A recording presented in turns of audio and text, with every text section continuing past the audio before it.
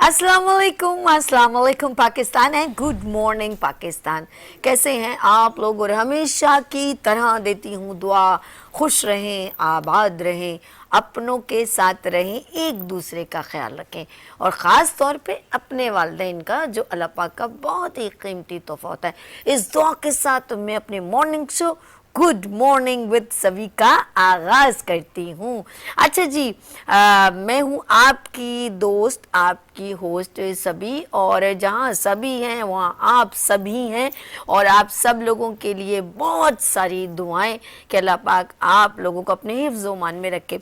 अच्छा, अभी ज़रा दौर चल रहा है एग्ज़ाम्स का, 9-10 के एग्ज़ाम्स हो रहे हैं और बच्चे जो हैं वो मैं डिफरेंट, क्योंकि हमारे यहाँ पर मतलब नर्सरी पर हमारा वीनस IGTV चैनल है और सिंधी मुस्लिम सोसाइटी के बिल्कुल मतलब इनसाइड है और वहाँ पर एक स्कूल भी है और उस स्कूल के इर्द गिर्द मैं बच्चों को देखती हूँ। जब मैं ड्राइव करके आ रही थी तो मेरे मुंह से एक बात निकली कि ये वही बच्चे आज माशाल्लाह अच्छे खासी उनकी ये है अबव द 14, 16, 17 और लड़के जो हैं उनके साथ वालिदैन भी खड़े हुए थे।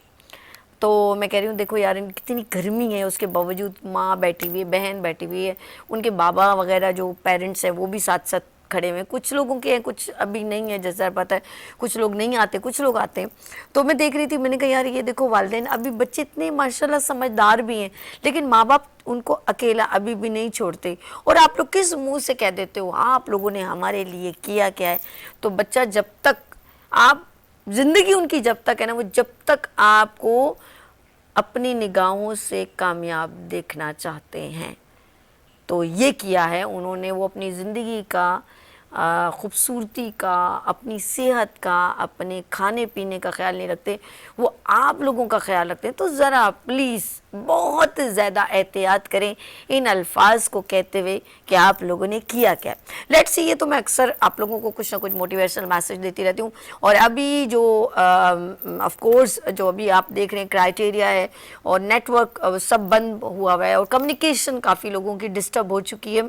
अल्लाह पाक हम सब पर रहम करे, करम करे और डोंट यू वरी, परेशान ना हो। ज़िंदगी की याद रखिएगा, ये हकीकत है, ये कड़वा सच मैं कहूँगी कि कभी अप आता है, कभी डाउन, कभी किसकी बारी, कभी किसकी बारी। लेकिन मैं एक चीज़ देखती हूँ, सबसे ज़्यादा हमारा जो आवाम है ना वो डिस्टर्ब हो जाती है। बहुत सारे लोगों का कारोबार डिस्टर्ब हो गया है, जिन लोगों का ऑनलाइन बिजनेस था वो डिस्टर्ब हो गया है क्योंकि उनका रोज़गार उससे चलता है। और बहुत सारी जगहों पर अगर अल्लाह न करे जो मारा पीटी चल रही होती, खौफ व हिरास फैलता है, वहाँ का कारोबार बड़ा डिस्टर्ब होता है।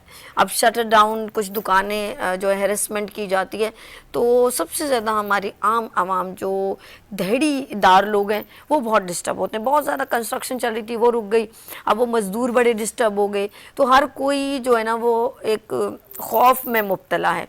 तो मैं कहती हूँ किसी भी मतलब कोई भी इस वक्त किसी भी हुकूमत, कोई भी इस वक्त जो भी मौजूद है या जो मौजूद होती है, मैं किसी को पॉइंट नहीं करूँ, उनको मतलब पूरा स्ट्रेटजी बना के इम्प्लीमेंट किया करें। ऐसे करने से सब ये चीज़ देखा करें कि जब मैं कहते ना हम लोग जब किसी भी बॉर्डर पे फायर करते हैं तो हम सबसे ज़्यादा उन लोगों के लिए दुखी होते हैं कि आम वहाँ से कोई गुज़र रहा हो बच्चा या कोई खेतों में काम करी हो, उसको फायर ना लग जाए। बॉर्डर पे ज़रूर है लेकिन वो सिर्फ फौज टू फौज होती है, उस पर भी हम कहते हैं कि नहीं, एक बंदा वहाँ से राहगीर गुजर रहा था, उसको गोली लग गई। तो फिर सोचें कि अगर आप लोगों के जो भी एक हुकूमत के बारे में चलें सोच रहे हैं, लेकिन सबसे ज़्यादा इम्पोर्टेंट है कि सेफ साइड क्या है। कहते हैं जंग में बच्चों को, बुज़ुर्गों को, निहत्तों को, ऐसा कहते हैं ना, तो जंग में भी इतने रूल्स हैं तो फिर मुल्क को चलाने के लिए रूल्स होने चाहिए कि भाई ऐसा नहीं करना चाहिए जिसकी वजह से प्रॉब्लम्स क्रिएट हो। Then solution is a talking. आप अपने कुछ इम्प्लीमेंट्स ऐसे करें जिससे आम आवाम को तकलीफ़ ना हो। ये कोई भी हुकूमत हो, इससे मैं किसी एक को नहीं कह रही हूँ, लेकिन इस वक्त बहुत सारे लोग डिस्टर्ब है। लेट्स सी, ये भी एक मेरी तरफ से आपको मैसेज, अगर आप अपने व्यूज़ मेरे साथ शेयर करना चाहें, PTCL नंबर जो है तनवीर भाई, मैं चाहूँगी ज़रा आप इसको ज़्यादा से ज़्यादा डिस्प्ले करें। तो वो ये होगा कि हाँ, आप लोग अगर मेरे साथ कम्युनिकेट करना चाहें तो मैं ज़रूर आपके व्यूज़ तमाम आवाम तक पहुँचाना चाहती हूँ। आज कौन ऐसा पर्सन है जो मेरे ख्याल में बात कर सकता है आम आवाम के लिए, आवाज़ बुलंद कर सकता है आम आवाम के लिए। अगर आप चाहते हैं तो आप 021 हमारा नंबर चल रहा है, आप ज़रूर अपने व्यूज़ शेयर करें। अगर आपको तकलीफ़ हुई है, अगर आप इस वक्त एक मैं ये कहूँगी डिज़ास्टर है, एक ऐसी इस वक्त तकलीफ़ है जो इस वक्त कोई गुज़र रहा है, कौन इसको पॉजिटिव कहता है, कौन इसको नेगेटिव कहता है, मैं चाहूँगी आम आवाम जो है वो ज़रूर मेरे साथ व्यूज़ शेयर करे और मुझे बताए कि आया कि इस वक्त आप किस तकलीफ से गुजर रहे हैं। मैंने अपनी आंखों देखा, हाल ये देखा कि एम्बुलेंस जो है, और सबसे इम्पोर्टेंट चीज़ जब मुझे मेरे भतीजे ने मुझे बताया, उसने कहा कि 3 बसेस जला दिए। ये 3 बसेस गवर्नमेंट की नहीं है, मैं क्लियर कर दूं, ये मेरे और आपके टैक्स की हैं। आप अपनी ही जो है जायदाद जला रहे हैं, समझ लें। ये हमारे बच्चे, हमारे अम्मी अब्बू जो ट्रैवल करते हैं, माँ बाप सबके सांझे, आदम अलैहिस्सलाम की औलाद, इंसानियत सबके बराबर, तो ये सब वो लोग जो ट्रैवल करते हैं उनका नुकसान आप लोगों ने किया है। अब वो चाहे यहाँ से हुआ है या वहाँ से हुआ है, इंसानियत का कत्ल हम यूं कर देते हैं। ज़रूरी नहीं कि वो कत्ल दूसरा ही हो, बहुत तरीक़ों से लोग ज़बान से भी कत्ल कर देते हैं, आँखों से भी कत्ल कर देते हैं, ऐसा है कि नहीं। आप किसी के दिल आज़ारी करते हैं, किसी को ऐसा नुकसान पहुँचाते हैं, गवर्नमेंट को नुकसान हो रहा है, आम आवाम को नुकसान हो रहा है। तो क्या आप लोग ऐसी आवाज़ बुलंद करना चाहेंगे? तो ज़रूर मुझे आप अपने व्यूज़ का ज़रूर इजहार करें, और अगर कोई कॉल है तो फ़ौरन ट्रांसफ़र करें। मेरी बात भी साथ साथ चल रही है, तो शहजाद भाई ज़रा देखिएगा, PTCL नंबर को एक्टिव कीजिएगा। और मैं चाहूँगी कि हमारी आम आवाम कॉल है। हेलो, अस्सलाम वालेकुम। वालेकुम सलाम साहबी, कैसी हैं? मैं ठीक हूँ। याया कैसे हो? मैं सोच ही रही थी कि याया की कॉल क्यों नहीं आई अभी तक। ये बिल्कुल, आप तो माशाल्लाह दर्द दिल रखने वाली खातून हैं और हमेशा डिस्कस करती हैं और कोई ऐसे पहलुओं पर डिस्कस करती हैं जिससे वाकई एहसास होता है। एक्चुअली जब आपके अंदर एहसास होता है तो आपका ज़मीर जिंदा होता है तो आप चीजें से सोचते हैं, लेकिन बेहिस लोग ये चीजें नहीं सोचते। साहबी, मुझे इतना अफसोस हो रहा है कि हम अपने हाथों अपने मुल्क को आग लगा रहे हैं। ठीक है, एक तो कोई मकसदियत होती है ना, मकसदियत इसमें नहीं नजर आ रही मुझे। इससे ये नजर आ रहा है कि एक कोई किसी को फॉलो करता है, कोई किसी को फॉलो कर रहा है, और हम इतने अंधी तकलीफ करने वाली कौम है कि हम अपने फायदे नुकसान को नहीं देख रहे। हम शख्सियतों के पीछे भाग के अपने मुल्क को तबाह कर रहे हैं। मैं देखिए, या यहाँ पर आपने इतनी बड़ी बात कर दी कि हम अपने मुल्क को नहीं, हम शख्सियतों के पीछे अपने मुल्क को तबाह करें। क्या बात है या मैं कुछ कह नहीं सकती, अब कुछ बोलना बड़ा मुश्किल है। साथ ही पता है, देखिए बात यह है कि हम तो एक बात ही कर सकते हैं ना, लेकिन अगर आप न्यूट्रल होकर सोचे ना, अभी आप अगर मैं कुछ कहूंगा तो जाहिर बात है आगे वाला किसी और का होगा कि जी आप उसकी फेवर करें। मैं ये बात कर ही नहीं रहा, मैं तो ये बात कर रहा हूं कि हमेशा हमें ट्रक की बत्ती के पीछे लगाया गया है, और ट्रक की बत्ती के पीछे हम भागते भागते हमारे मेंढाल हो गए और हम गिरने वाले। मतलब ये हो कि मैं जो देख रहा हूँ ना, जो इन्होंने जाके फौजी तंसीबात पे हमले किए और ये किया वो किया, ये कुछ भी बजाओ, मैं आज आपको बता दूं मेरे लाख डिफरेंसेस हो, लेकिन मैं अपनी फौज के खिलाफ और अपने उसके खिलाफ, मुल्क के खिलाफ ऐसा कोई काम नहीं करूंगा जिससे दुश्मन को फायदा। अब हो क्या रहा है, इस मुल्क को आप सुनिए गौर से, लोगों को मैं ये समझाना, इस मुल्क को लेके जाया जा रहा है खाना जंगी की तरफ। और मैं आपको इसका इंटरनेशनली एक बात बताऊं कि आप इराक, दुनिया की सबसे बड़ी मुसलमान फोर्स, तबाह बर्बाद, शाम तबाह और बर्बाद, इस तरह जितने इर्द गिर्द के जो कंट्रीज हैं, उसके सिर्फ पाकिस्तानी एक एटॉमिक पावर है जो बची हुई थी। जैसे अभी किसी ने कहा कि जो 72-75 सालों में वो काम नहीं हो सका, वो आज वो काम हो रहा है। अब हो क्या रहा है कि हम ये नहीं देख रहे हम किसके आलेकार बन रहे हैं, बड़े निकल रहे हैं जी, औरतें पता नहीं क्या, किसी को किसी से मिला रही हैं, किसी से खिला रही हैं। भाई अगर आप अपने जेन्युइन कॉज के लिए निकले तो मसला, आप अभी बात की ना, अब इस कराची में नेमत है, क्या जिसने भी बनाई हो, ग्रीन बस हो गई या पिंक, ये जो लाल बसें चल रही हैं, मैं रोज देखता हूँ इसको, यार आप खुदा के लिए इनको तोड़ो। ये तो एक सहारा है लोगों का, एक आपके लिए चीज बना के लिए, किसी की सेहत पे कोई फर्क नहीं पड़ेगा, ये वो होगा, फिर वही टैक्स पड़ेंगे, हमारी जेबों से इसके खर्चे पूरे जाएंगे। अच्छा, या एक बात मैं जरा आपसे करना चाहती हूँ। मूवीज देखते हैं, फिल्में वगैरह, जाहिर बात है इंग्लिश है, उर्दू, सब इंडियन मूवी देखते हैं, हमें बहुत सारे, जरूरी नहीं एंटरटेनमेंट के साथ बहुत सारा मैसेज भी मिल रहा होता है। हम कैसे जज करें कि ये वो ही लोग हैं जो अपोजिशन है? कुछ लोग इनमें वो लोग होते हैं जो दूसरों को गंदा करने के लिए भी रेडी होते हैं। ये इस दौर हुकूमत नहीं, पिछली दौर हुकूमत में भी रहा है। किसी को डिग्रेड करना, उसको पॉइंटेड करना, तो खुद ऐसे किरदार उसमें डाल देते हैं कि बोलते हैं नहीं किया उन्होंने खुद, होता दूसरे पे कहते हैं कि इन्होंने करवाया है। देखिए, इसमें बहुत सारी बातें हैं। आपकी बात सही है, मैं यही तो बता रहा हूँ, आप एक साजिश को समझने की कोशिश करें ना, उसके आलेकार ना बने। मैं यही तो बता रहा हूँ कि भाई आप ये देखें कि आपके पीछे ये करवाने में, अब लोग देखें, मैं फिर कह रहा हूँ ना, आप जब ब्लाइंड फॉलोइंग करते हैं ना, तो फिर उसके बाद यही होता है, हमें ब्लाइंड फॉलोइंग नहीं करनी चाहिए। आप जो ब्लाइंड फॉलोइंग कर रहे हैं आज, आप हम सबको यही हो रहा है ना। अब आप किसी के बारे में, आप उसमें दिमाग आपका हो गया बंद, उसमें पढ़े लिखे जाहिल की कोई तमीज नहीं है, मैं आज आपको बता दूं। सही बोला, बिल्कुल ठीक बोला, बिल्कुल ठीक। कोई तमीज नहीं, तो कोई मुझे कहे जाहिल है या पढ़ा लिखा। अब एक साहब मोहतरमा से मेरी बात हो रही थी फेसबुक पे, उन्होंने कहा जी ये जहालत है। मैंने कहा जहालत ये है कि आप ब्लाइंड फॉलोवर हैं, इसलिए कि आप कोई बात सुनने के लिए तैयार नहीं। अब मैं आपको जाहिल कहूं और आप मुझे जाहिल कहें, तो इसका रिजल्ट कुछ नहीं निकलने वाला। सही कहा, बिल्कुल मैं ठीक। तो शऊर, मैं तो आज भी ये बात समझता हूं कि शायद उस एक मजदूर को भी शऊर हो जिसके पास तालीम ना हो।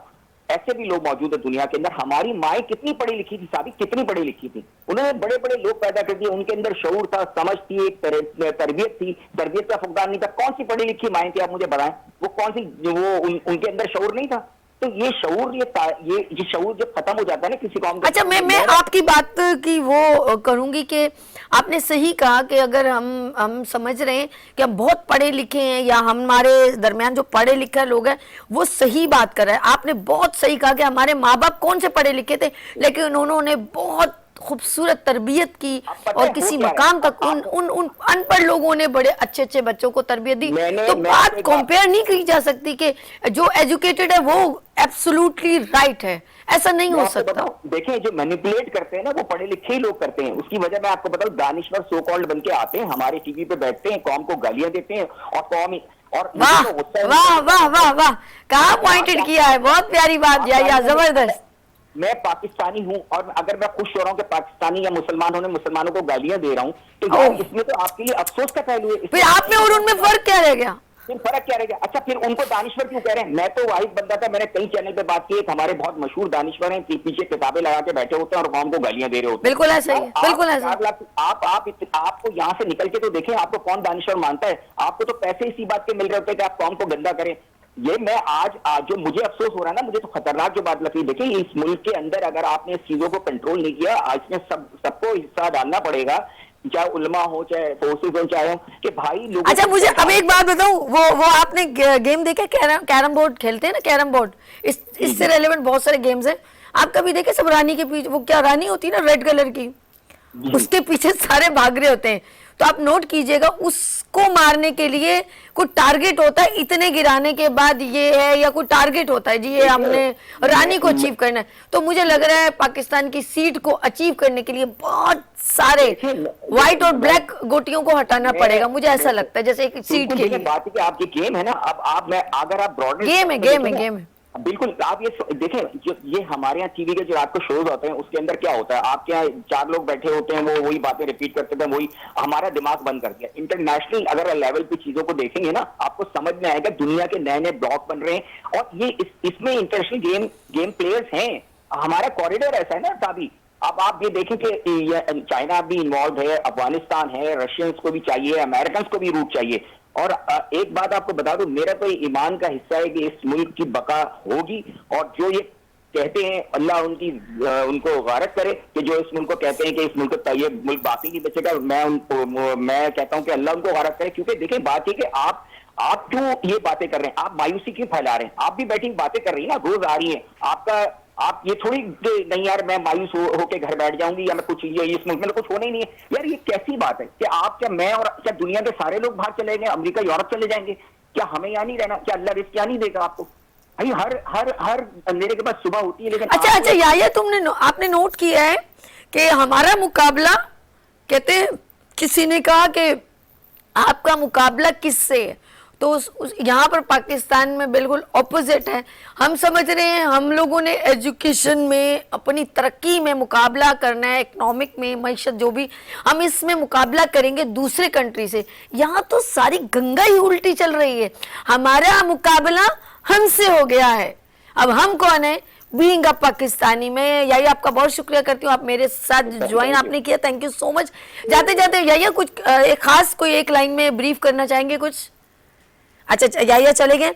मैं इतना ही मैं हैरान हूँ कि कहते हैं कि आप अगर आपस में भी कोई कंपटीशन करें ना तो अपने काम से कंपटीशन करें, फिर बताएं कि आप क्या कर रहे हैं और क्या प्रूव करना चाहते हैं, अच्छा करके दिखाएं अपने मुल्क के लिए, तो देन आपको बोलने की जरूरत नहीं है, आपके साथ सारे स्टैंड ओवर हो जाएंगे। लेकिन आपका मुकाबला एक जिद से है। जिद का मतलब होता है कि बहुत सारे लोगों को अपने काम से नहीं, दूसरी तरह उसके लिए बुराइयां पैदा करके उसको डिग्रेड करके इस तरीके से आप अचीव करें तो ये अचीवमेंट नहीं होती। आप अपने प्रूव करें कि आप बहुत अच्छा काम करते हैं। ये मैं हर हुकूमत दौरे हुकूमत की बात कर रही हूँ, किसी एक को पॉइंटेड नहीं करें। आप अपने काम से बताएं, यस मैंने अपने मुल्क के लिए ये किया है। मैं कहती हूँ आपको बोलने की ज़रूरत नहीं है। वोट लगाने के लिए ना लोग वेट करेंगे हम आपको वोट दें। तो बहुत सारे मैं इस वक्त डिज़ास्टर देख रही हूँ, लोग आपस में बैठते हैं, गॉसिप करते हैं, बातें करते हैं, लेकिन इस वक्त सबसे ज़्यादा जो है मईशत को नुकसाने को ऑलमोस्ट हम ऑलरेडी हम लोग जो है ना एक ऐसी जगह पर खड़े हैं जो हमारे मुल्क जो है वो बहुत एक बड़े डिज़ास्टर से गुजर रहा है। तो इस तरह अगर हम अपने मुल्क को धक्के देते रहेंगे। अच्छा, हमारे साथ काठी के प्रेसिडेंट एंड पीवीजी के founder and president Faraz Faraz साहब है, फराजुर रहमान साहब, अस्सलाम वालेकुम। वालेकुम अस्सलाम। कैसे फराज भाई?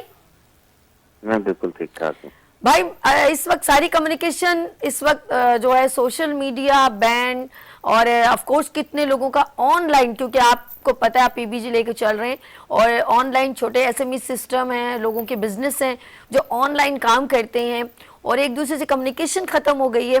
और हमारा मुल्क वैसे ही बकौल आपके माशाल्लाह आप भी बिजनेसमैन हैं तो आपको पता होगा एक बिल्कुल ऐसे स्टेज पे खड़ा है और उसके बाद ये धचका, क्या कहेंगे मेरे भाई, आप बताइएगा। बिस्मिल्लाहिर्रहमानिर्रहीम। सबसे पहले तो सभी बात यह कि आप बहुत अच्छे शो करती हैं माशाल्लाह। अल्लाह ताला आपको ऐसे ही जगह मगाता रखे।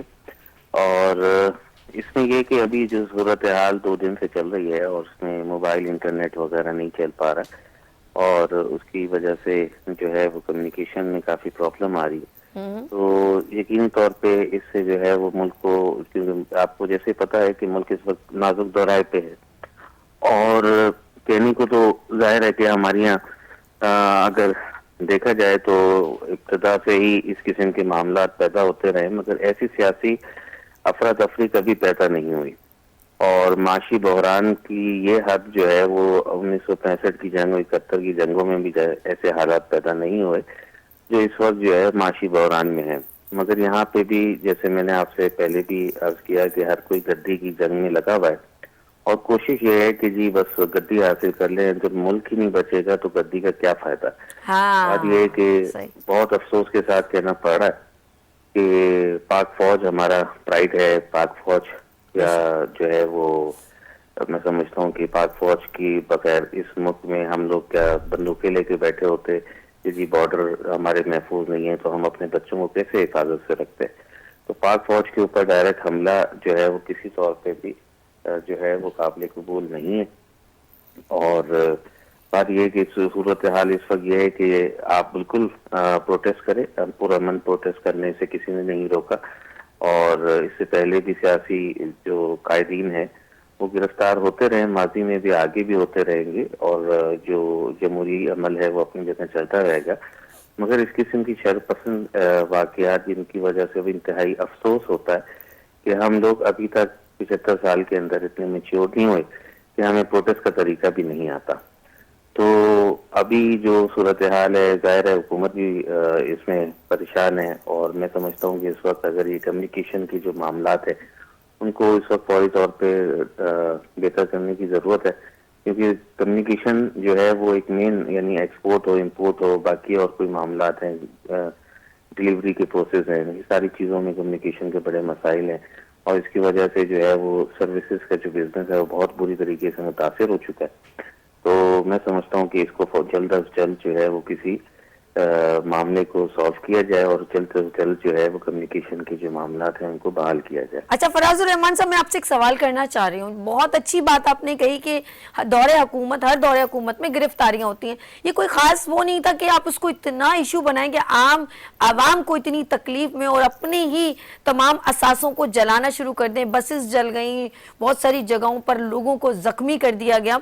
अगर इसको हम यूं भी ले लें कि अगर एक गिरफ्तारी हो रही है, देन आप जाएं और आप बताइए, आप अपने आप को क्लियर करें। लोग अक्सर वो भी करते हैं, लोग स्टे ऑर्डर ले लेते हैं, वहाँ पे कुछ जमा करवा के अक्सर अदालतों में से जो है वो वापस भी आ जाते हैं। पेमेंट जमा, मुझे इतनी टेक्निकल शब्द इतनी वर्ड्स नहीं मालूम, वो लेके बाहर आ जाते हैं। तो इतना मेरे ख्याल में इनकी अगर एक पर्सन अंदर चले गए तो दूसरी पर्सन को, जितनी भी इनकी पार्टी के लोग हैं वो उनको सपोर्ट आवाम को करते कि इस तरह का कोई भी जो है इम्प्लीमेंट न किया जाए जिससे आम आवाम को नुकसान हो या हुकूमत को मईशत को नुकसान हो। क्या है इनका काम नहीं था स्टैंड ओवर लेना इनकी पार्टी के लोगों को?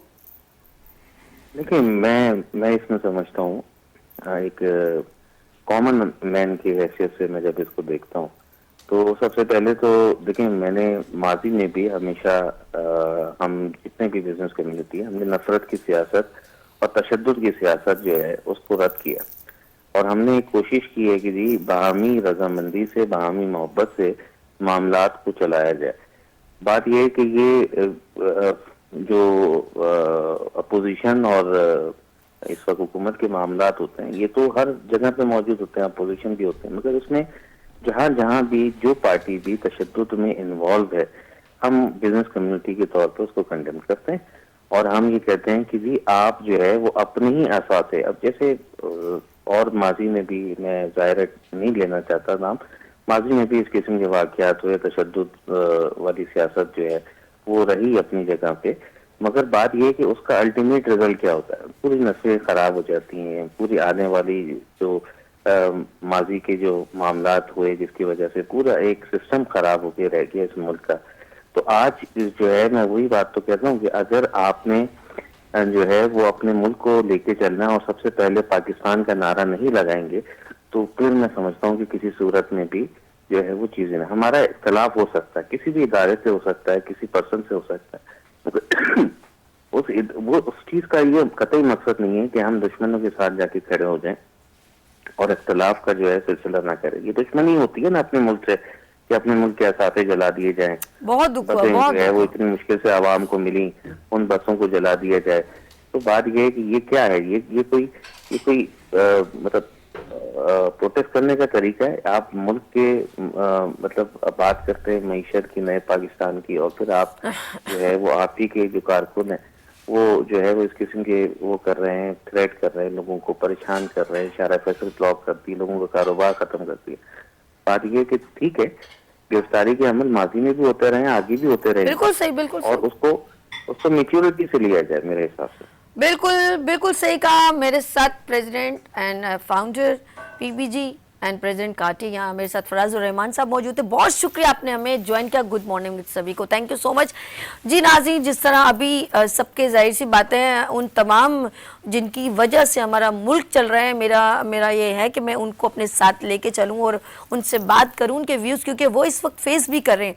क्योंकि मईशत की बात करें तो of course business community the pillar of Pakistan, और आम आवाम की बात करें हमारे साथ और बहुत सारे जब लोग अपने अपने व्यूज़ का इजहार करते हैं, जो फेस करते हैं, तो वो अपनी बात को हम तक पहुंचाते, तो पता चलता है कि हमारे मुल्क में इस वक्त कौन किस तरह का डिजास्टर चल रहा है और कैसे लोग उसको फेस करें। क्योंकि हम लोग कुछ डिफरेंट, हमें क्लासिफिकेशन करूं, एक आम पर्सन बाइक पर जा रहा है, कुछ लोग बसेस पे जा रहे हैं, कुछ लोग अपनी गाड़ियों में जा रहे हैं। एक बंदा हाथ जोड़ जोड़ के कह रहा है मेरी बाइक छोड़ दो, उसकी बाइक, आप पता नहीं उसने एक पैसा जमा करके वो बाइक ली, वो हाथ जोड़ रहा है। अभी आपको ना अभी थोड़े दिनों बाद पता चलेगा मजीद कब तक। अब ये मोइना मुद्दत क्या कहते हैं, कुछ थोड़े दिनों के लिए, शायद उर्दू में मेरी इतनी अच्छी नहीं हो, मैं इतनी सलीस उर्दू ना बोलूं, बट फ्यू ड्यूरेशन कह सकते हैं या सम डेज कह सकते हैं कि कुछ दिनों के लिए कहा है कि जी फेसबुक और ये नेटवर्किंग जो है वो अभी स्टॉप कर दी जाएगी। हमारे साथ इस वक्त पाकिस्तान का बड़ा ही और बावकार नाम, और इंडिया के साथ जब भी एज अ गुफ्तगू में उनके कहते हैं एनालाइज करते हैं, गुफ्तगू करते हैं, तो पाकिस्तान को हमेशा पॉजिटिव प्रेजेंट करते हैं और पूरा पाकिस्तान को सपोर्ट करते हैं और मुंह पर उनके दे मारते हैं। लेकिन इस वक्त जो कंडीशन पाकिस्तान की चल रही है, हमने दुश्मनों को दे दिया है मौका कि वो उठाएं हम पर उंगलियां, बट ऐसा नहीं होगा, क्योंकि साथ है मेरे साथ पाकिस्तान के बहुत ही खूबसूरत और बावकार शहंशाह बादशाह मौजूद हैं, हुसैन तैयब। अस्सलाम वालेकुम। जी वालेकुम जी, आप कैसी हैं? मैं ठीक ठाक। हुसैन भाई ये बताएं, माशाल्लाह अभी तो ये बात बोलना भी मुझे समझ में नहीं आ रही है, मैं बोलूं ना बोलूं, आपको तो खुद पता है पाकिस्तान इस वक्त किस क्राइसिस से चल रहा है, क्योंकि आम आवाम सबसे ज्यादा तकलीफ में मुब्तला है। देखिए बात ये है कि इस वक्त इस क्राइसिस में इस पाकिस्तान को किसने लाया है? एक पार्टी है जिसने ये सारा कुछ किया हुआ है। इस मुल्क में कोर्टें आजाद हैं जो फैसले करते हैं। अब आप इस तरह से अगर ट्रीट करेंगे कि आपको कोई अरेस्ट ना करे, आपके कोई खिलाफ कोई अमल ना करे, अगर आपके खिलाफ कोई कोर्ट अमल करती है तो आप उसके लिए अपने बंदों को रोड पे लाते हैं और आप मैसेजेस देते हैं कि आप ये चीज तबाह करें, ये चीज तबाह करें। इवन जो हमारे आर्मी के इंस्टीट्यूशंस हैं, उनके जो सेंसिटिव लोकेशंस हैं, आप उस पे हमला करा रहे हैं। तो मैं समझता हूँ ऐसी पार्टी को बैन होना चाहिए और ऐसे टेररिस्ट लोगों को सलाखों के पीछे होना चाहिए जो इस मुल्क की, हमारे रियासत के इदारों को साथ जो है वो दुश्मनी ले रहे हैं। और हमारे आम मतलब जिसने आपने अपने इंट्रो में भी कहा कि जो एक आदमी, गरीब आदमी बाइक पे जा रहा है, उसका क्या कसूर है? सही बात। अब मुझे ये बताएं, ये जो पीटीआई के गुंडे हैं जिन्होंने कल ये कराची शहर में गाड़ियां जलाई, अब ये गाड़ियां किसके लिए चलती थी? ये गाड़ियां गरीब आदमी के लिए चलती थी ना। सिंध गवर्नमेंट ने जो गाड़ियां चलाई हुई थी, तो रियासत को चाहिए कि ऐसे अनासर के साथ, हार्ड हैंड के साथ ट्रीट करें। पंजाब में इस वक्त क्या हो रहा है? पंजाब में जो लीडरशिप है, पीटीआई की जो लीडरशिप है, वो आपस में बातें कर रहे हैं कि जी हम फलां जगह पे पहुंच रहे हैं, आप फलां जगह पे पहुंचे। देखिए रियलिटी को आप डिनाई नहीं कर सकते, मैं छुप छुपा के बात नहीं कर सकता। मैं अभी बात करूं कि कोई पार्टी है, चंद अनासर है। क्यों चंद अनासर है? एक ही अनासर है जिसका नाम इमरान खान है, जिसने ये सारा कुछ ये करवा रहा है। हम जब तक हम नाम नहीं लेंगे, हम किसी को बोलेंगे नहीं, तो फिर इस तरह से तो छुपा छुपा चलता रहेगा। जिस तरह से पहले कराची में होता, एक सियासी जमात के लोगों ने रोड बंद कर दिया और गाड़ियां जला दी। भाई किसने जला दी? उस वक्त जो पार्टी थी उसका नाम लेना चाहिए था। जिस तरीके से उस पार्टी के खिलाफ एक्शन हुआ है, इसी तरीके से पीटीआई के खिलाफ एक्शन होना चाहिए। पीटीआई की लीडरशिप को जेलों में भेजना चाहिए। जिन जिन की audio recording, telephonic conversation I है, उनको बिल्कुल सलाखों के पीछे होना चाहिए। उनका एहतसाब होना चाहिए कि कल कोई सोच भी न सके कि हमारे इदारे जो हमारी सलामती के जामिन हैं, जो हमारे दिन रात बार्डरों पे खड़े होके हमारी सलाम, वो कह रहे हैं वो आके इंटरवेन करें और हमारी ये पॉलिटिक्स जो है वो मैनेज करें। अगर वो पॉलिटिक्स मैनेज करते हैं तो वो ठीक है, अदरवाइज वो चोरों के साथ है। तो ये कोई बात है? इस तरह से मुल्क चलेगा? ओके अच्छा हुसैन साहब, नाज़रीन आपने हुसैन पे कहीं नहीं जाना। हुसैन साहब इस वक्त हमारे साथ एज अ जर्नलिस्ट माशाल्लाह ज़बरदस्त एंकर हैं और इंडिया को बहुत ही मुंह तोड़ जवाब देते हैं। अब इस कंडीशन में कहते हैं दो लोग, अगर दो मोहसिन, दो दोस्त लड़े तो तीसरे को फायदा होता है। क्या समझते हैं हमारे इर्द गिर्द, हमारे पड़ोसी ममालिक पे हमारे क्या असरात इस वक्त जा रहे होंगे? जी हुसैन भाई। कोई असरात नहीं जा रहे होंगे। मैंने कल भी इंडियन टीवी पे बात की, मैंने उनको कहा भाई हमारा इंटरनल मैटर है, इससे आपका क्या ताल्लुक है? अगर आप हिंदुस्तान में देखें तो वहां तो आए दिन मोदी के जो आरएसएस के टेररिस्ट गुंडे हैं वो मुसलमानों को मार रहे होते हैं, माइनॉरिटीज को मार रहे होते हैं। ये कोई दो दोस्तों की बात नहीं हो रही है। ये एक मुल्क का दुश्मन है जिसका नाम इमरान खान है, एक पार्टी है जो एंटी स्टेट एक्टिविटी कर रही है जिसका नाम पीटीआई है, और एक रियासत है जो उसके साथ ट्रीट कर रही है। तो उसको हार्ड हैंड के साथ ट्रीट करना चाहिए। हमें ये नहीं देखना चाहिए कि हमें पड़ोसी क्या देख रहा है और वो क्या बोल रहा है। अच्छा चले हुसैन भाई, फिर हम वापस आते हैं। ये बताएं क्या सजेशन देंगे कि अगर आप, जैसे आपने कहा गिरफ्तारियां तो जाते हैं भाई, मर्द ही जाते हैं ना, बने जेल किस लिए ये सेंटर बने? ऑफ कोर्स मर्दों के लिए ना, जाए फेस करें और अपने आप को क्लियर करें या तो डिक्लेयर करें। तो ये बताएं मुझे कि बहुत सारे मैंने जरदारी साहब को जाते देखा है, कचहरियों के चक्कर लगाते हुए, और बहुत सारे मिनिस्टर्स को देखा है, और शहबाज शरीफ को देखा है, मरियम साहिबा को देखा है। तो इमरान खान चले गई तो इतनी हबड़ तबड़ क्यों मचा दी? जाए अपने आप को क्लियर करें एंड डिक्लेयर करें। देखिए जी, नंबर 1 तो ये है कि औरतों के लिए भी जेल बनाए, मर्दों के लिए सिर्फ नहीं बनाए। बेनजीर साहिबा औरत थी, वो जेल गई। मरियम साहिबा औरत थी, वो जेल गई। कानून सबके लिए एक है, हमारे मुल्क में बराबरी है। हम जितना एहतराम मर्दों का है उतना एहतराम औरतों का है। ये मर्द और औरत में कोई डिफरेंस नहीं होना चाहिए। नंबर 1 सही। नंबर टू ये बात है कि भाई इमरान खान के ऊपर अल कादिर ट्रस्ट का केस है ना, वो जाके प्रूव करे। जिस तरह से इमरान खान साहब को नेब ने अरेस्ट किया है, इसी तरह से राना सनाउल्लाह को, बाकी जितनी भी PMLN की लीडरशिप है, पीपल्स पार्टी की लीडरशिप है, वो जेलों में गए हैं। वो उन्होंने इस तरह से तो नहीं किया ना रिएक्ट, जिस तरह से PTI रिएक्ट कर रही है, जिस तरह से PTI की लीडरशिप जो है वो आपस में बात कर रहे हैं। मैं आपको अंदर की बात बताऊं, इमरान खान अपने आप पे पाँव पे कुल्हाड़े मार रहे हैं। हमारे इनकी जो लीडरशिप के लोग हैं वो हमसे फोन करके मशवरा कर रहे हैं कि हमें पीपल्स पार्टी में जाना चाहिए या PMLN में जाना चाहिए। तो अगर इस तरह से रियासत के अगेंस्ट PTI खड़ी हो जाएगी, इमरान खान रियासत के अगेंस्ट खड़ा हो जाएगा, तो क्या मुल्क में सरवाइव कर सकेगा? देखें, रियासत माँ होती है, अगर आप माँ के अगेंस्ट जा रहे हैं तो फिर आपका सर्वाइवल क्या है इस मुल्क में? तो इस तरह से तो आप मुल्क के दुश्मन बन रहे हैं, और आप दुश्मन से जिस तरह से ट्रीट किया जाता है, रियासत आपको इस तरह से ट्रीट करेगी। बहुत शुक्रिया हुसैन तैयब, जर्नलिस्ट हमारे साथ एज ए एंकर, और बड़े ही ज़बरदस्त दबंग स्टाइल में गुफ्तगू करते हैं। बहुत शुक्रिया हुसैन भाई, आपने हमें ज्वाइन किया। जी नाज़रीन, जाहिर सी बात है, तकलीफ होती है तो बंदा अपनी बात बिल्कुल फ्रंट मैन बन के गुफ्तगू करता है, और हर पर्सन को इस वक्त तकलीफ है और वो बिल्कुल फ्रंट पे आके अपने व्यूज़ का इजहार करता है। सबके ज्वाइनिंग का बहुत शुक्रिया। आप लोगों ने कहीं नहीं जाना, हम लोगों ने अभी बात करनी है, क्योंकि ये टेंशन है और टेंशन लेनी नहीं है, देनी है दूसरे मुल्क को, अपने मुल्क को नहीं। तो यहाँ पर लेंगे हम छोटी सी ब्रेक, लेकिन आपने देखना है, आपकी बात हो रही है हेल्थ की, और हेल्थ में एवरी थर्सडे मेरे साथ होते हैं कौन? हकीम साजिद इस्लाम साहब। उनका स्पेशल पैकेज देखते हैं और आपकी हेल्थ की बात वो क्या कह रहे हैं उसको गौर से सुनिएगा। यहाँ लेंगे ब्रेक और मिलते हैं ब्रेक के बाद गुड मॉर्निंग विद सभी के साथ। हकीम साजिद इस्लाम, गोल्ड मेडलिस्ट, अमराज़े कल्ब, बेऔलादी, गंजपन, पित्ता पथरी, मोरो पट्ठो, जोड़ों के दर्द, गुर्दों के डायलिसिस से निजात। अल्लाह तबारक व तआला ने दुनिया के अंदर कोई ऐसा मर्ज नहीं उतारा जिसका इलाज नहीं उतारा। अब इंसुलिन गोलियों से निजात पाएं, लबलबा तंदुरुस्त पाएं, गारंटी के साथ। शुगर के मर्ज का इलाज और शुगर की वजह से होने वाली कमजोरियों का खात्मा। राब्ता कीजिए हकीम साजिद इस्लाम 0311929976, 0345303297, 0303929976।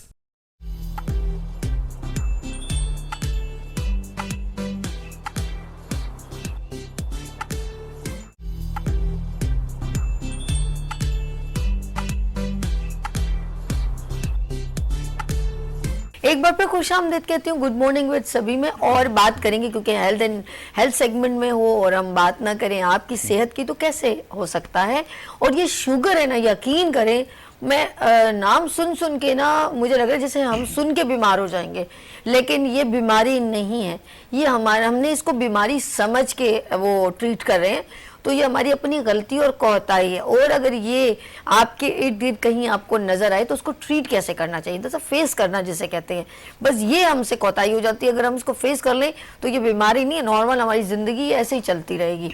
तो इसको हमें किस तरीके से सिर्फ फेस करना है और लड़ना है, डटना है, वरना इसको हमने हावी कर लिया तो वो एक छोटी बीमारी नहीं एक बड़ी बीमारी बन के आपके सामने आ जाएगी। तो हमारे साथ एक बार फिर वेलकम करती हूँ हकीम साजिद इस्लाम साहब को, और जो सेगमेंट है हेल्थ का, और जो हम मौजू पे बात करें कि शुगर को कैसे हमें हैंडल करना है, हेल्थ यानी कि खुराक के ज़रिए या कोई मेडिसिन के ज़रिए।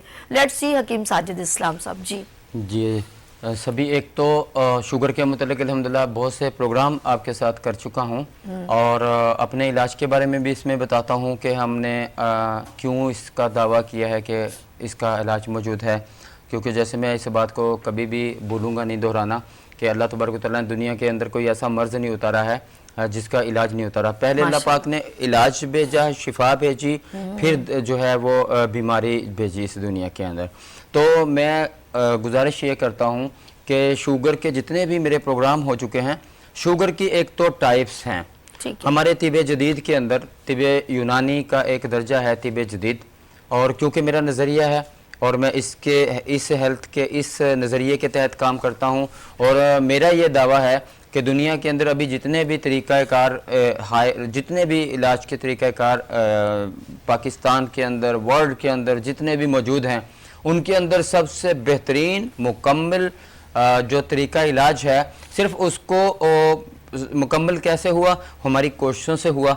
हमने मज़ीद जो उसमें कमी कोताहियाँ थी उसमें हमने करने की कोशिश की है, और अल्हम्दुलिल्लाह और कर भी रहे हैं, लेकिन अल्हम्दुलिल्लाह वो इतना जामिया किस्म का तरीक़ाकार है कि उसके अंदर एक ज़रा से वरम, हल्के से मैदे की ख़राबी से लेके कैंसर तक का मुकम्मल इलाज मौजूद होता है हमारे इस तरीक़ाकार के अंदर। और अल्लाह के फजल करम से तिब यूनानी के हर शोबे ने हमेशा से खिदमत इंसानियत की है, और एक तरीक़ाकार अगर हम बोला जाए, अगर हम किसी भी तरीक़ाकार पे आए तो बोलेंगे जी अगर इलाज है तो वो तिब यूनानी में ही है। तो अभी हम अपने सेगमेंट की तरफ बढ़ते हैं। शुगर असल में कोई भी बीमारी का नाम नहीं है। शुगर जो है मुख्तलिफ आप कह सकते हैं बीमारियों का मजमुआ है। हमारे मेटाबॉलिज्म की ख़राबी का नाम, हमारे मैदे की ख़राबी का नाम असल में शुगर है। शुगर को हमने 3 इकसाम के ऊपर डिवाइड किया है, और हर टाइप्स जो है शुगर की, उसके अंदर खाना पीना अलग है, उसके अंदर हमारा डायग्नोज जब हम करते हैं, डायग्नोज करने के लिए अगर मेरा प्रोग्राम कभी भी ये अभी या रिकॉर्डिंग जब भी सुना जाए, स्क्रीन के ऊपर चलने वाले मेरे नंबर्स जो हैं व्हाट्सअप इनके ऊपर मौजूद होता है। आप मुझे अपनी तशख़ीस पहले फाइनल करवाएंगे, क्योंकि शुगर की किसी भी टाइप्स के अंदर तशख़ीस का मुकम्मल होना ज़रूरी है। उसके बाद ही अगर आप मेडिसिन प्रॉपर लेंगे तो ही आप इस मर्ज़ से निजात पाएंगे। शुगर की ये जो बीमारी है, इससे आप उस वक़्त ही निजात पाएंगे जिस वक़्त आपको सभी ये कंफर्म हो जाता है कि आपके जिस्म में हो जाने वाली शुगर की जो अलामात हैं उसका पीछे मुजरम कौन है। इसका मुजरम हमारा दिल, दिमाग, जिगर तीनों में से कोई भी हो सकता है। इसके अंदर हमारी मुख्तलिफ इक़साम हैं, और जैसे अगर हम तिब जदीद एलोपैथिक की बात करते हैं, उसके अंदर हम बात करें तो उसमें डायबिटिक मेलाइटिस के नाम से जो हमारी टाइप्स हैं वो टाइप 1 और टाइप 2 हैं। लेकिन तिब जदीद के अंदर जो हमारा तरीका इलाज है, इसके अंदर हम इसकी 3 तरह की टाइप्स जो है उसको सामने लाते हैं। अभी एक शुगर की वो टाइप्स होती है जो जिगर की हरारत के बढ़ने से हो जाती है। इसकी अलामत क्या होती है? इसके अंदर आपको पेशाब बहुत ज़्यादा नहीं आता है, नॉर्मल पेशाब आएगा, लेकिन वो पेशाब जो होता है वो बहुत जल के पेशाब होता है, जिसमें आप जो है वो एक इसका जो कलर होता है उस यूरिन का सेम लीमू का जो छिलका होता है उसकी मानंद होगा। और अगर हम अपने जिन मयार के ऊपर सुबह का यूरिन लेते हैं, क्योंकि हमारा इलाज ऑनलाइन भी होता है, उसके अंदर हम जो तशख़ीस करते हैं वो हम कारूरे से करते हैं। कारूरे का मतलब होता है कि सुबह फर्स्ट टाइम का जो यूरिन होता है उससे एक दिन पहले हम किसी भी तरह की मेडिसिन को तर्क करवा देते हैं। इसके साथ हम हल्दी वाला जो सालन होता है उसको बंद करवा देते हैं, साथ हम चावल को बंद करवाते हैं। कोई भी किसी भी कंपनी का बना हुआ जो मशरूब होता है उसको ना पिया जाए, कुदरती चीज़ें बाकी जो भी आप खाएं। और अगले दिन सुबह फर्स्ट टाइम का जो यूरिन होगा वो किसी बोतल वगैरह के अंदर डाल के बैकग्राउंड सफ़ेद रख के हमें सुबह फर्स्ट टाइम का यूरिन व्हाट्सअप करें। हम आपको बताएंगे आप शुगर की कौन सी टाइप्स के अंदर मौजूद हैं और आपको कौन कौन सी ग़िज़ाएँ जो हैं वो खानी चाहिए। अभी चंद अलामात के हवाले से मैं ज़िक्र कर दूं। एक कब्दी शुगर जो होती है उसको हम जिगर की हरारत के बढ़ जाने से बोलते हैं। उसमें हमारा जो किडनी होता है, हमारा जो गुर्दा होता है वो तस्कीन में आ जाता है। इसकी निशानी यही है कि सुबह का जो पेशाब होगा आपका जल के आएगा, जल से मुराद के येलो कलर का आएगा, फुल पीला कलर होगा, जैसे नींबू के यूरिन इन्फेक्शन भी हो सकता है, जलन हो रही है ना, जलन भी हो सकती है उसके अंदर। इसके अंदर जब हमारा ये चल रहा होता है, इसकी एक और निशानी सभी ये भी है कि आपके जो पाँव हैं इसके अंदर जलन होगी, तपश होगी इसके अंदर। तो ये जो अलामत है ये हमारा जो आता है गर्मी और खुश्की यानी कि हरारत के बढ़ जाने से आता है। इसके अंदर वो ग़िज़ाएं ली जाती हैं जो हमारी एक टाइप्स हकीकी शुगर की है, उसके अंदर हम सख्ती से वो मना करते हैं। इस टाइप्स के अंदर हमें जिन ग़िज़ाओं का इस्तेमाल करना है वो तर सर्द होंगे और वो तर गर्म होंगे। इसके अंदर कुछ मैं कावे आपको नोट करवाता हूँ। ऐसे मरीज़ जो है वो गुलाब के फूल की पत्तियाँ 1 ग्राम और इसके साथ जो बड़ी इलायची होती है, इलायची कलां जो हम सालन बिरयानी वगैरह में या पुलाव में डालते हैं, एक जो है वो लें या 2 ले लें। अगर छोटे टाइप की हैं तो 2 कप पानी के अंदर इसको उबालें और उसको पिएं। इसके साथ जौ का दलिया इसमें लिया जा सकता है और शलजम, तोरी, मूंगे और सिरी का गोश्त, खरगोश का गोश्त, ऊंट का गोश्त, मौसमी, तरबूज, गर्मा, गोल्डन सेब, अरके कासनी, अरके मक्को और इसके साथ हम खानों के अंदर ले सकते हैं इसमें गाजर का जूस, गाजर का हलवा, सूजी का हलवा, देसी घी और इसके साथ हम इस टाइप्स के अंदर जो है जो जिगर की हरारत बढ़ी हुई होती है, क्योंकि इसके अंदर सभी हमें अस्ब को जो है वो देखना होता है, एसाब को, वो उन चीज़ों को गौर करना होता है जो हमारी किडनी की तस्कीन को ख़त्म करें और पेशाब खुद से बनाएं, क्योंकि वो जो पेशाब ऑलरेडी कम आ रहा होता है, जल रहा होता है। बहुत से मतलब कि ये जिन लोगों को ये है वो समझ रहे हैं इस बात को कि शुगर का सिर्फ अलामत यही नहीं है कि बार बार आपको यूरिन आ रहा है, ज़्यादा यूरिन आ रहा है, उसको तो हम हकीकी शुगर बोलते हैं। जो 2 और टाइप्स हैं उसके अंदर बार बार पेशाब आने का भी कोई प्रॉब्लम नहीं होता। अच्छा, शुगर में भी मैंने देखा है हम लोगों को ये डायबिटीज होती है, इसके कुछ टाइप्स होते हैं। कुछ लोगों को जो है हमारे हड्डियों में बहुत दर्द हो रहा होता है, ये सभी बिल्कुल आगे मैं इसी टॉपिक के ऊपर आऊंगा आपको और खुराक को थोड़ा मुकम्मल करते हुए जाएं। इसमें एक और कावा है हम जो बहुत अपने पेशेंट को रिकमेंड कर रहे होते हैं, हमारे डाइट प्लान के अंदर भी होता है। ये हमारा डाइट प्लान ही है जो मैं आपके सामने जो है वो बता रहा हूँ। वैसे तो आप मुझसे जैसे ही अपनी तशखीस करवाएंगे बीमारी की और फिर हमसे डाइट प्लान मंगवाएंगे, हम भेज देते हैं।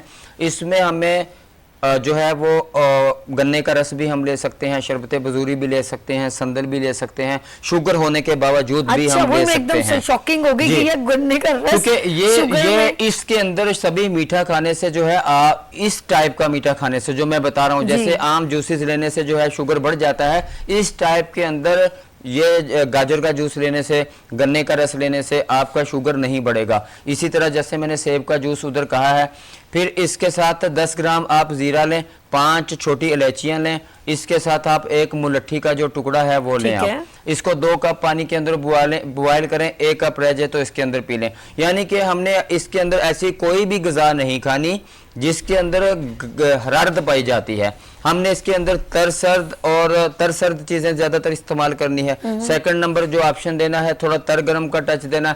इसके साथ हम खट्टी चीजों का टच देंगे। ये हमारी उजराती चीजें होती हैं जो पट्टे और मसल्स को ताकत देती हैं। खट्टा खाने अक्सर मना कर दिया जाता है कि आप खट्टा नहीं खाएं, अगर आप खट्टा खाएंगे तो आपको जो है नुकसान होगा। खट्टा खाने से बिल्कुल नुकसान नहीं होता। हमारे पास बहुत से ऐसे मरीज आते हैं, जब हम उनकी नब्ज़ कलाई के ऊपर हाथ रखते हैं या हम उनका यूरिन मंगवाते हैं, हमें पता चलता है कि उनके अंदर खट्टा बिल्कुल भी नहीं है। खट्टा अल्लाह तबारक व तआला ने जो बनाया है उसके अंदर एक पट्ठों के मुतालिक बेहतरीन ताकत पाई जाती है। लीमू की शिकंजवी बग़ैर नमक के लें ऐसे लोग जिनको जिगर की हरारत है। दही का कुछ इस्तेमाल कर सकते हैं। सिट्रिक फूड से मुराद हमारा है आलू बुखारा, इमली का शरबत। मीठा नहीं डालें आप उसके अंदर, वो वैसे आप रात को भिगो के रख दें, सुबह लें। ऐसे मरीज जिनको शुगर नहीं भी है और पाँव के अंदर जलन हो रही है, वो लोग भी मेरी ये मुकम्मल डाइट जो मैं बता रहा हूँ वो यूज़ कर सकते हैं। आपने अक्सर सुना होगा कि गन्ने का रस लेने से जिगर की फैट चली जाती है, फैटी लीवर चला जाता है, यरकान ठीक हो जाता है। जिगर की हरारत बढ़ना भी एक यरकान टाइप्स में से है, एक उसका निचला दर्जा है। अच्छा, जरा सा एहतियात इसमें ये करें, गन्ने का जो है जूस रेकमेंड तो कर रहे हैं साजिद भाई, लेकिन मैं ये कहूंगी कि आप ना वो गंडेरिया मंगा के वो ले लें, ज्यादा क्योंकि अच्छा वो है। पता नहीं कुछ मीठा अलग से मिला वो देते हैं सभी आप रिक्वेस्ट करें जो हाँ। आपके गन्ने का रस तैयार कर रहा है कि भाई मैं एक पेशेंट हूं और मुझे उसके हिसाब से लेना है, आप मुझे इसमें बर्फ भी नहीं डाल के दें, आप मुझे नमक भी नहीं डाल के प्योर दें, भी निकलवा मुझे सकते हैं, प्योर निकलवाएं, प्योर उससे ज्यादा पैसे रिक्वेस्ट ले लेगा करके वो आपसे। आप थोड़ा कुछ ज्यादा ले हाँ। लेगा, लेकिन आप उनको बोलें कि मैंने ये बीमारी के लिए लेना है, आप मुझे बस सादा दे दें। बर्फ आपने अगर मौसम के हिसाब से हल्की फुल्की डालनी है तो डालने, बेहतर है कि उसमें भी केमिकल होता है। आप शुगर के मरीज सबसे पहले तो नेचुरली गजाओं पे आ जाएं ना, जो भी उसने खाना है कुदरती गजाएं खाएं, डब्बा पैक जो गजाएं हैं उससे तरक कर दें, फास्ट फूड तरक कर दें, फ्रूट्स कुदरती जो होता है लें, सलाद कुदरती तौर पे जो होती है लें, अपना खाना बनाना जो खाना होता है उसको भी आप बिल्कुल कुदरती हालत के अंदर लेके जाएं, उसमें ऐसी चीज़ों का इस्तेमाल मत करें जो केमिकल्स टाइप होती हैं। तो यानी कि साजिद भाई हम कह सकते हैं कि अगर हकीम साजिद इस्लाम ये कह रहे हैं कि मैं गारंटी के साथ शुगर को ट्रीट कर सकता हूँ, तो इसमें कोई सदाकत है और बहुत सारे लोग ट्रीट हुए हैं। तो आप जब ऑफ कोर्स इनके पास जाएंगे तो इनकी बातों को भी फॉलो करना पड़ेगा आपको, ऐसा नहीं है कि वो कह रहे हैं और आपने मर्जी फिर अपनी करे, तो फिर नहीं हो सकता पॉसिबल ना। लेकिन इन्होंने कभी भी कहा कि गारंटी से, जो शॉकिंग सा लगता है मुझे भी, लेकिन ये एक हकीकत है कि जो प्रॉपर अपना एक कंटिन्यू एक कोई टाइमिंग ड्यूरेशन होगी 3 महीने या 2 महीने में आपको रिस्पॉन्स आने लगेगा। 3 से 6 मंथ होता है। और इसके साथ ऐसे पेशेंट भी होते हैं जो इसके साथ और बहुत सी बीमारियों के अंदर मुबतला हो जाते हैं।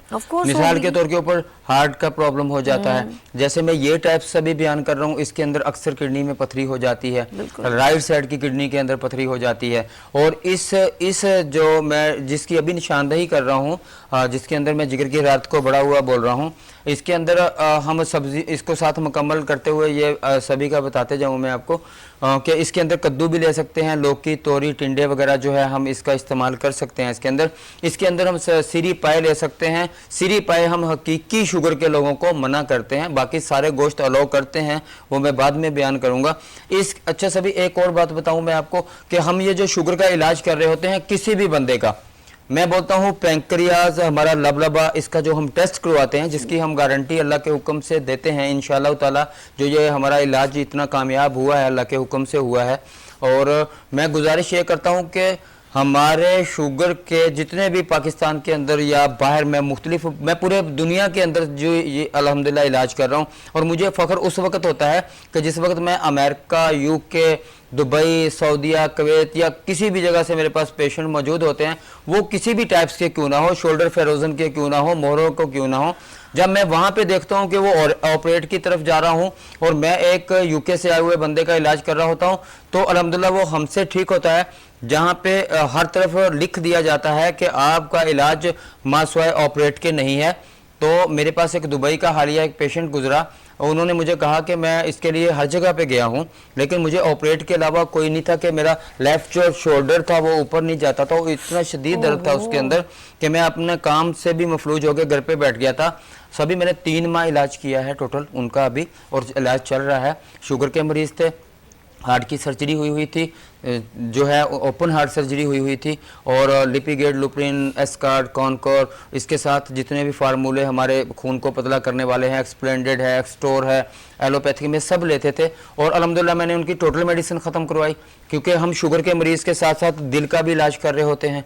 क्योंकि हम बोलते हैं कि अगर आपके दिल के वाल्व बंद हो चुके हैं, शुगर हो या ना भी हो आपको, तो भी उसका इलाज बगैर ऑपरेट के मुमकिन है। सिर्फ अगर आपको 5 दिन पहले पता चलता है, मेरी आवाज़ आपके कान तक पहुंचती है और आपको सर्जरी का रिकमेंड कर दिया गया है कि आपने सर्जरी करनी है, नहीं तो आपके लिए बहुत ज़्यादा मसला है, तो इंशाअल्लाह ताला हमारी आपके ऑपरेट के 5 दिन पहले भी अगर आप हमारी मेडिसिन शुरू कर लेते हैं, तो मैं इंशाअल्लाह अल्लाह के हुक्म से दावे से ये बोलता हूँ कि आपको ऑपरेट नहीं करवाना पड़ेगा, अपने हार्ट की सर्जरी नहीं करवानी पड़ेगी। हमारी इस दवाई में जो आपको मेन चीज़ मिलती है वो ये मिलती है, आपकी सेहत वापस आती है। कोई भी मरीज़, बहुत से ऐसे हमारे दोस्त यार ऐसे चल रहे होते हैं जिनको हम TY मेडिसिन देते हैं कि चलो अपनी ज़िंदगी में सेट रहें। अगर हमारा प्रॉपर तरीका इलाज लिया जाता है और उस तरीका इलाज के अंदर आपकी सेहत आपको इस तरह मिलेगी कि जैसे एक तंदुरुस्त किस्म का शख्स होता है उसने अपनी ज़िंदगी के अंदर कोई भी ग़िज़ाओं की बेकायदगियाँ की होती हैं, टाइम पे खाया नहीं होता है, और जिसकी वजह से उसकी सेहत ख़राब होकर वो किसी बीमारी के अंदर मुब्तला हो जाता है। इसमें आपको सेहत इतनी ज़बरदस्त मिलेगी कि आपकी हड्डियों की ताकत, मैं ये बोलता हूँ कि 20 साल तक की जो, अगर आपकी एज का, इसमें अगर कोई शख्स मेरे पास 50 साल की एज में आ रहा है, मैं बोलता हूँ इंशाल्लाह ताला वो 15, 20, 25 साल अपनी उम्र से छोटा लगेगा और तंदुरुस्त हो जाएगा। और सभी अच्छा, आपके मैं देख रही हूँ दोनों फोन जी सभी मेरे, क्योंकि नंबर समझ रहे हैं कि यहाँ पर ये रिसीव कर लेंगे, अभी लाइव नहीं, शो मैं है, आज सभी पॉसिबल नहीं होगा। यही चाह रहा हूँ कि बेशक आप आज कॉल अटेंड नहीं करें कि मैं अपने मौजू को थोड़ा सा बताएं, और मेरे नंबर पे आप मिस कॉल भी दे दें, मैं आपको करूंगा, क्योंकि मेरे इधर लगातार कॉल करने चाहे तो जी बिल्कुल आप कॉल अटेंड कर लें। अच्छा सभी, इस तरह जब हम इस टाइप की शुगर में चल रहे होते हैं, तो जब हम अपने मरीज का इलाज कर रहे होते हैं, इसके अंदर मैदा, हड्डियों की ताकत, जो उनके मसल्स, जो स्केलेटल मसल, जो उनके हड्डियों के साथ जो मसल्स होते हैं, मेजर हमारे जो बड़े मसल्स हैं, ये स्केलेटल मसल भी हम इनको बोलते हैं, ये जॉइंट में जो हमारे साथ होते हैं, जी लेगमेंट हो गए, हमारे मसल्स हो गए, हमारी बोन्स होगी। हमारे इस इलाज के अंदर आपकी हड्डियां मजबूत होती हैं, आपके पट्टे मजबूत होते हैं, इसके साथ आपके एसाब मजबूत होते हैं, आपके गुदत जो है वो बेहतरीन काम करने लगता है, यानी कि आपका जिगर जो है वो प्रॉपर अपनी ड्यूटी सर अंजाम देने लगता है। इस हमारे इलाज के अंदर हमने मद्देनजर रखा हुआ है कि हमने जब पैंक्रियाज सी पेप्टाइड, आपका वो टेस्ट जो सिर्फ लबलबे के मुतालिक है, जब हम किसी भी पेशेंट को ट्रीट कर रहे होते हैं, हमारे उनके साथ ये अल्फाज होते हैं कि भाई हम आपका लबलबा रिपोर्ट्स के अंदर बिल्कुल तंदुरुस्त देंगे, यानी कि जिस वक्त आप अपने लबलबे का सभी टेस्ट करवाएंगे, सी पेप्टाइड नाम है इसका, एक तो HbA1c है जो हमारी 3 माह की जो है वो टॉलरेंस को जाहिर कर रही होती है कि हम जो मेडिसिन इस्तेमाल कर रहे हैं उसके बाद हमारे जिस्म के अंदर जो है वो क्या टॉलरेंस चल रही है शुगर की, यानी कि उसका एक स्टैंडर्ड है 5.6 का, जो एक स्टैंडर्ड है वो नॉर्मल शुगर के पेशेंट का है, और 6.5 जो है वो प्री डायबिटिक है, और इसी के साथ साथ जब इससे ऊपर चली जाती है तो वो परमानेंट मेंबर ऑफ डायबिटीज़ हो जाता है। तो लिहाजा हमारा ये इलाज शुगर का जो है, एक तो इस चीज़ की बेहतरीन मिसाल है कि हमारे पास से शुगर का इलाज करने वाले लोग अपनी सेहत जो शुगर की वजह से ख़राब हो जाती है, यानी कि वो टोटल की टोटल अल्हम्दुलिल्लाह वापस आएगी। इससे भी आगे अगर मैं बोलूँ तो अल्लाह के हुक्म से आप इंशाल्लाह ताला अपनी एज से भी छोटे लगेंगे।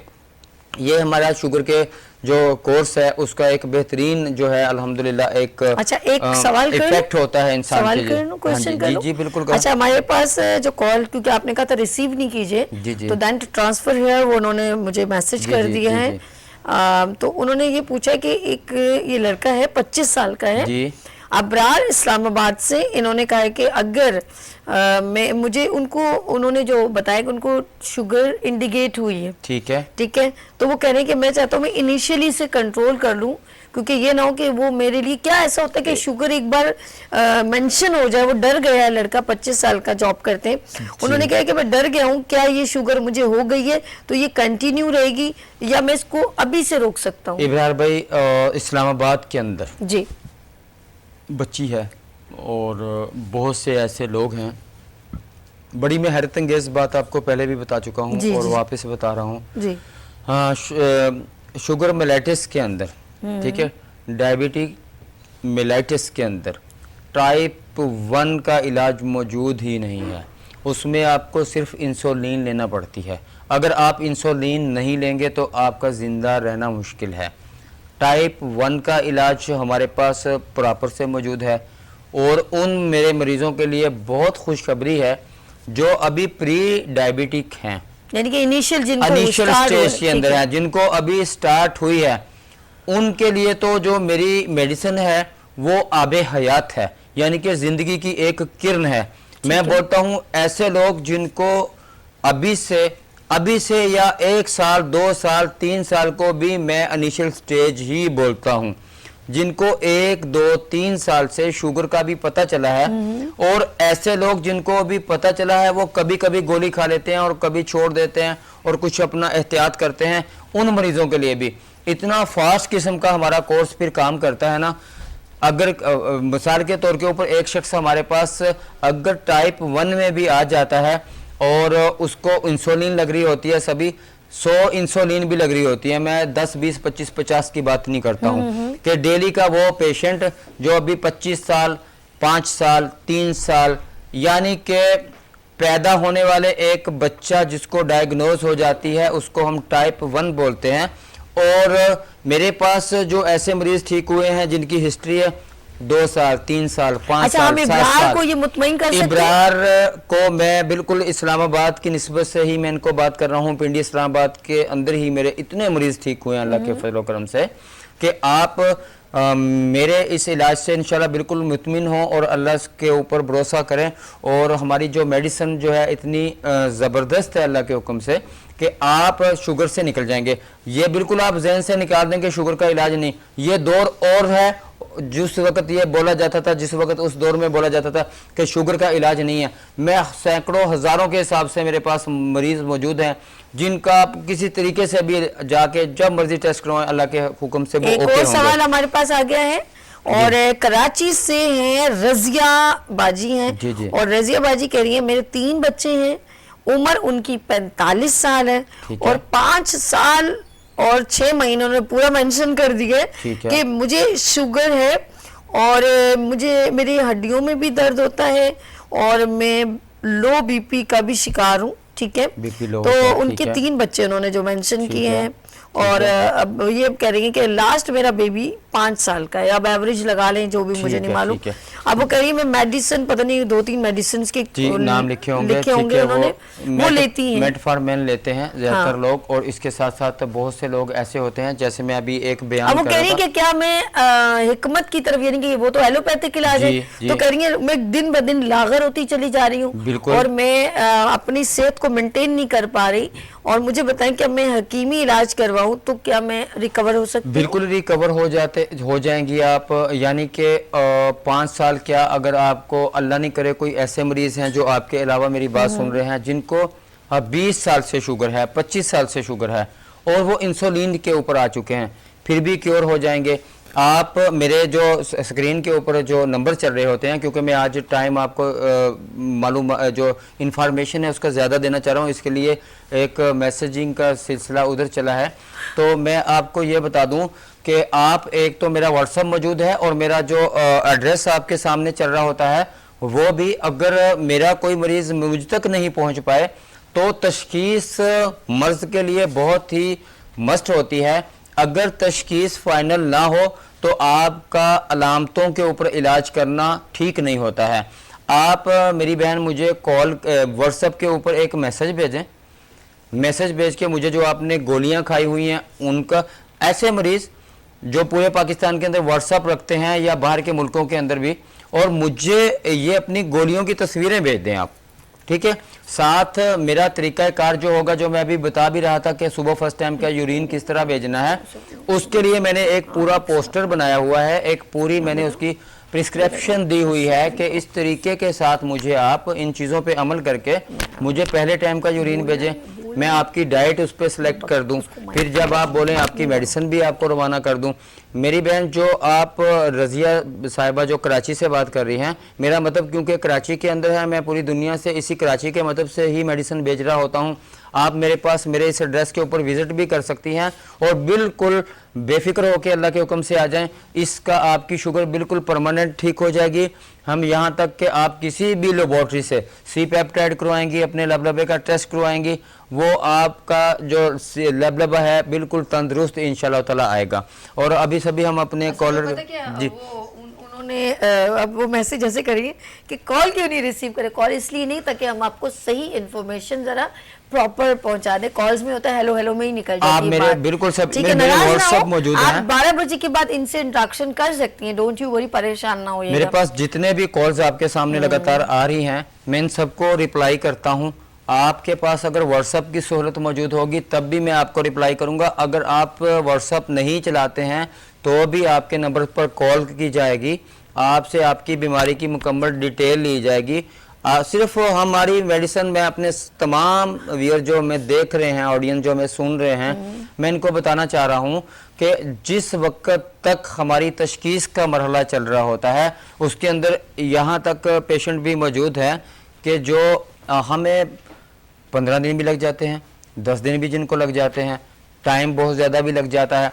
तशखीस फाइनल होने के बाद जब हमारे नेट जो होता है एक चल रहा होता है जिसके अंदर हमारा एक क्राइटेरिया होता है कि जब हमारे पेशेंट ने हमसे मेडिसिन मंगवा ली उसके बाद हम परमानेंट उसके साथ उसकी व्हाट्सएप पे उसकी कोई भी चीज़ उसने पूछनी होती है उसके साथ हम राब्ते में रहते हैं।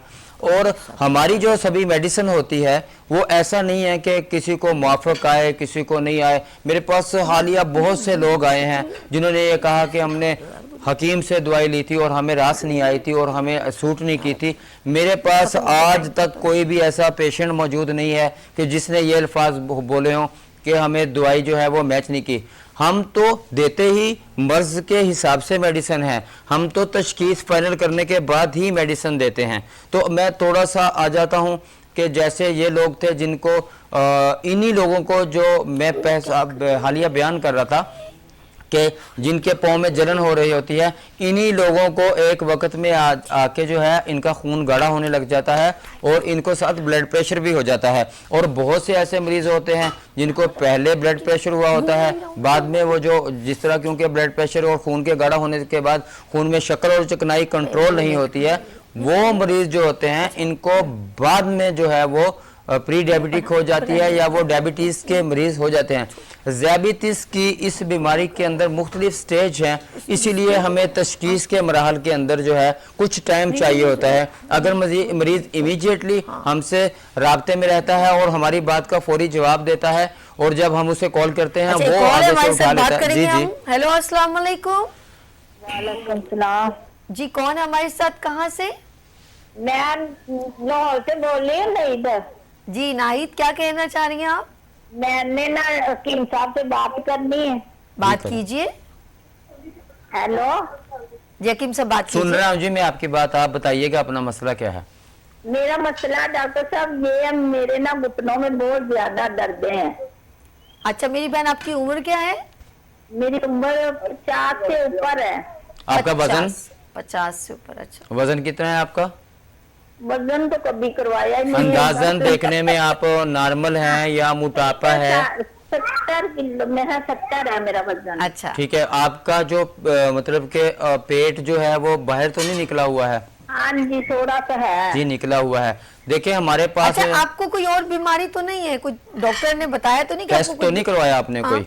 नहीं मुझे बीमारी और कौन नहीं, बस ब्लड का मसला, थोड़ा सा ब्लड तेज हो जाता है और मैं समझ घुटनों गया। का बहुत ज्यादा। चले मेरी बहन, बस आप मैं लाइव समझ- आंसर देखिएगा। बहुत शुक्रिया ऐसा for जो calling। पेशेंट होता है उसको कंफर्म जो है वो जिगर की हरारत बढ़ी हुई होती है, फैटी लीवर होता है, किडनी फैटी लीवर, क्योंकि हमारे लीवर के अंडर में हमारी किडनी आती है।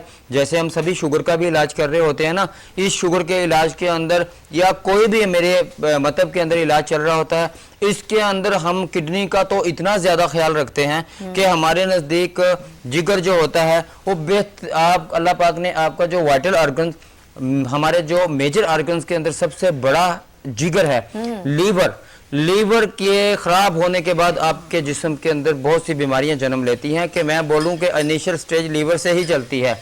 तो इसके बाद हैवी जो स्टेज बनती है कैंसर की सूरत में, ब्रेस्ट की, रसोली की सूरत में, क्योंकि जैसे कि सभी के साथ मैं जोड़ों के दर्दों का इलाज कर चुका हूं और जिस वक्त मैं अभी आ भी रहा था प्रोग्राम के लिए, मुझे लाहौर से मेडिसिन तीसरे मंथ की भेजनी थी, मुझे तीसरे मंथ की मेडिसिन भेजनी थी और मैं जोड़ों के दर्दों के मुतालिक भेजता हूँ और ऑस्टियोआर्थराइटिस, अच्छा, इसका रूमेटॉइड मतलब आर्थराइटिस से। मैं एक सवाल ये साजिद भाई, शुगर में कौन कौन सी चीजें हमारी मुतासिर होती है? यानी कि आईसाइट वीक हो सकती है, हमारा हार्ट भी तेज हो सकती है, घुटनों में दर्द होता है, ब्लड में या ब्लड शुगर भी होता है कि नहीं होता? मैं अभी सभी इसका बता दूं। Yes. जैसे ये नाहिद मेरे से बात कर रही हैं वहाँ से लाहौर से कि इनके साथ जोड़ों के दर्दों का जी, जी। प्रॉब्लम है, ये शुगर में बेशक नहीं भी हैं, तो शुगर का जो मरीज है उससे बिल्कुल इसमें आना है, जोड़ों के दर्द में आना है।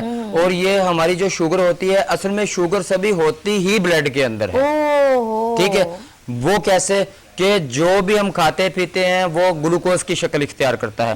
कैलूस और कैमूस के नाम से एक मादा बनता है, ये जब कीमियाई तहरीक से हमारे लीवर के अंदर से होता हुआ तैयार होके जब हमें मिलता है और डायरेक्ट ये हमारे खून के अंदर शामिल होता है। ये जो ज़ियाबितिस है ना जी, ये है ही ब्लड की बीमारी, क्योंकि हमारे ब्लड के अंदर हमारी टोटल एनर्जी आ रही होती है। ये हमारे मुख्तलिफ हिस्सों में खून पर जो जब जाता है, ये उस हमारे एसाब की पूरी खुराक जाती है। तो शुगर क्या है? शुगर क्योंकि लबलबा एक खून के अंदर ही मॉलिक्यूल जो है वो भेजता है, जो हमारे बीटा सेल होते हैं 4 तरह के, जो हमारा कंट्रोल करवा रहा होता है हमारा लबलबा। ये जब सभी एक मॉलिक्यूल ऐसा होता है जो हमारे खून के अंदर शामिल शक्कर होती है ना, उसने उसको पकड़ना होता है और खाना होता है और खा के उसको तवानाइयों में चेंज करना होता है। तो हमारा जो खून के अंदर मौजूद, जैसे हम एक मिसाल देते हैं गाड़ी की, एक गाड़ी है, एक मोटरसाइकिल है, फ्यूल्स की, पूरी बॉडी हमारा फ्यूल ही शुगर है, हमारा फ्यूल ही शुगर है। और लबलबे ने इसको जला जला के तवानाइयों में चेंज करना होता है। और रिजर्व क्या बचती है? रिजर्व क्या बचती है हमारे पास? यानी कि अगर देखा आपने कि अगर किसी गाड़ी में पेट्रोल खत्म होता है, एक उसमें रिजर्व होता है। इसी तरह हमारे जिस्म के अंदर रिजर्व जो शुगर होती है, नाश्ते से पहले खाली फास्टिंग के अंदर अगर हम चेक करें, वो 100-120 के बीच में, और जब हम फिर खाना खा के 2-2.5-3 घंटे हमारे गुजर जाते हैं, उसके बाद वो 120, 30, 40, 150 तक होती है। मैं आखिरी पैगाम अभी ये सभी देना चाहूंगा। मैं एक बात कहना चाहूंगी कि डॉक्टर हकीम साजिद इस्लाम साहब ने काफ़ी डिटेल में बताया और इनके नंबर स्क्रीन पर चल रहे हैं। अभी जैसे ही मैं इनको थैंक्स करूंगी, ये आपको एक छोटा सा मैसेज देंगे हेल्थ से रेलेवेंट, और उसके बाद फौरन आप इनसे रब्ता कीजिएगा। नंबर स्क्रीन पर, address, each and everything play हो रहा है। अब ज़रूरत नहीं है बताने की, और ये इनकी टाइमिंग, जब आप इनको कॉल करेंगे तो हर चीज़ मिलेगी। लेकिन मोटिवेशनल मैसेज लास्ट में साजिद साहब से लेती हूँ कि एक इंसान को हम एज अ सेहत के लिए, या उसको अपनी सेहत, अल्लाह ने जो तोहफा दिया, और बड़ा प्यारा ये मैसेज देते हैं कि कोई बीमारी ऐसी नहीं है जो अल्लाह पाक ने उसकी शिफा न रखी हो। तो एक इंसानी मैसेज जो है ना ह्यूमैनिटी का, वो साजिद साहब देंगे आपको कि अल्लाह पाक की ये कीमती जान, ये तोहफा, ये ज़िंदगी है, इसका हमें मिसयूज़ नहीं करना चाहिए। जी साजिद जी, अपनी सेहत का बहुत ख्याल रखिए। आप अपना सुबह का नाश्ता, दोपहर का खाना, रात का सोना सब इन टाइम कीजिए अगर आप बीमारी के अंदर मुब्तला हैं, और या आप अपने आप को इस तरह से अपना सोना, खाना, पीना, पहनना, ओढ़ना अगर आप अच्छे तरीके के साथ करते हैं, तो आप अपनी सेहत का अच्छा ख्याल रखते हैं, तो आप अपनी एक फैमिली का ख्याल रखते हैं, क्योंकि आपकी ये सेहत आपकी फैमिली के लिए बहुत ज़रूरी होती है, आपके अपने लिए भी ज़रूरी होती है। लिहाजा मैं तो बस एक आखिरी पैगाम के अंदर आपको ये बताना चाहूँगा कि मैं अगले में जो प्रोग्राम चलेंगे उसके अंदर आपको बाकी जो टाइप्स हैं शुगर की, इसके बारे में भी बताऊँगा। हमारे इदारे के अंदर किडनी फेलियर से लेके मैदे के अंदर और बालों के मुतल्लिक हमारा ऑयल है, इसी तरह बेऔलादी के मुतल्लिक है। अल्हम्दुलिल्लाह हम 1 to all डिजीज़ का, पिता पथरी, गुर्दा पथरी का इलाज कर रहे होते हैं। आप हमसे रब्ता करें, हमारे ये जो नंबर्स हैं स्क्रीन के ऊपर चल रहे होते हैं, विजिट करें, हमारे मतलब का एड्रेस आपके सामने मौजूद है। इंशाल्लाह अगले ही प्रोग्राम में इस प्रोग्राम को कंटिन्यू करेंगे और ट्राइब सब के बारे में इंशाल्लाह मैं शुगर का और अगली बार मैं आपसे नाराज हूँ, आप प्लीज कॉल्स ले लीजिएगा, लोग मुझे मैसेज कर करके तंग करें। बिल्कुल जी, बहुत शुक्रिया साजिद भाई। इंशाल्लाह ताला हम इसी टॉपिक को कंटिन्यू करेंगे, शुगर जो ब्लड में सर्कुलेट करती है उसको पूरा डिफाइन करेंगे। लेते हैं यहाँ पर ब्रेक और मिलते हैं ब्रेक के बाद गुड मॉर्निंग विद सभी के साथ।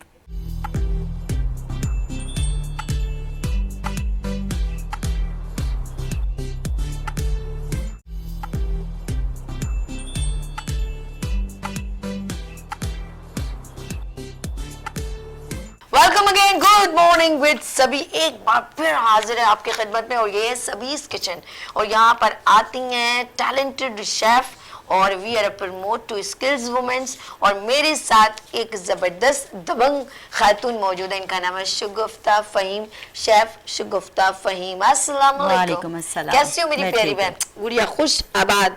अच्छा, आज मुझे लग रहा है वाह यार, पहले तो ये खूबसूरत लग रही है, मुझे लग रहा है ये आपने ऑनलाइन मुझे बताया था। जबरदस्त।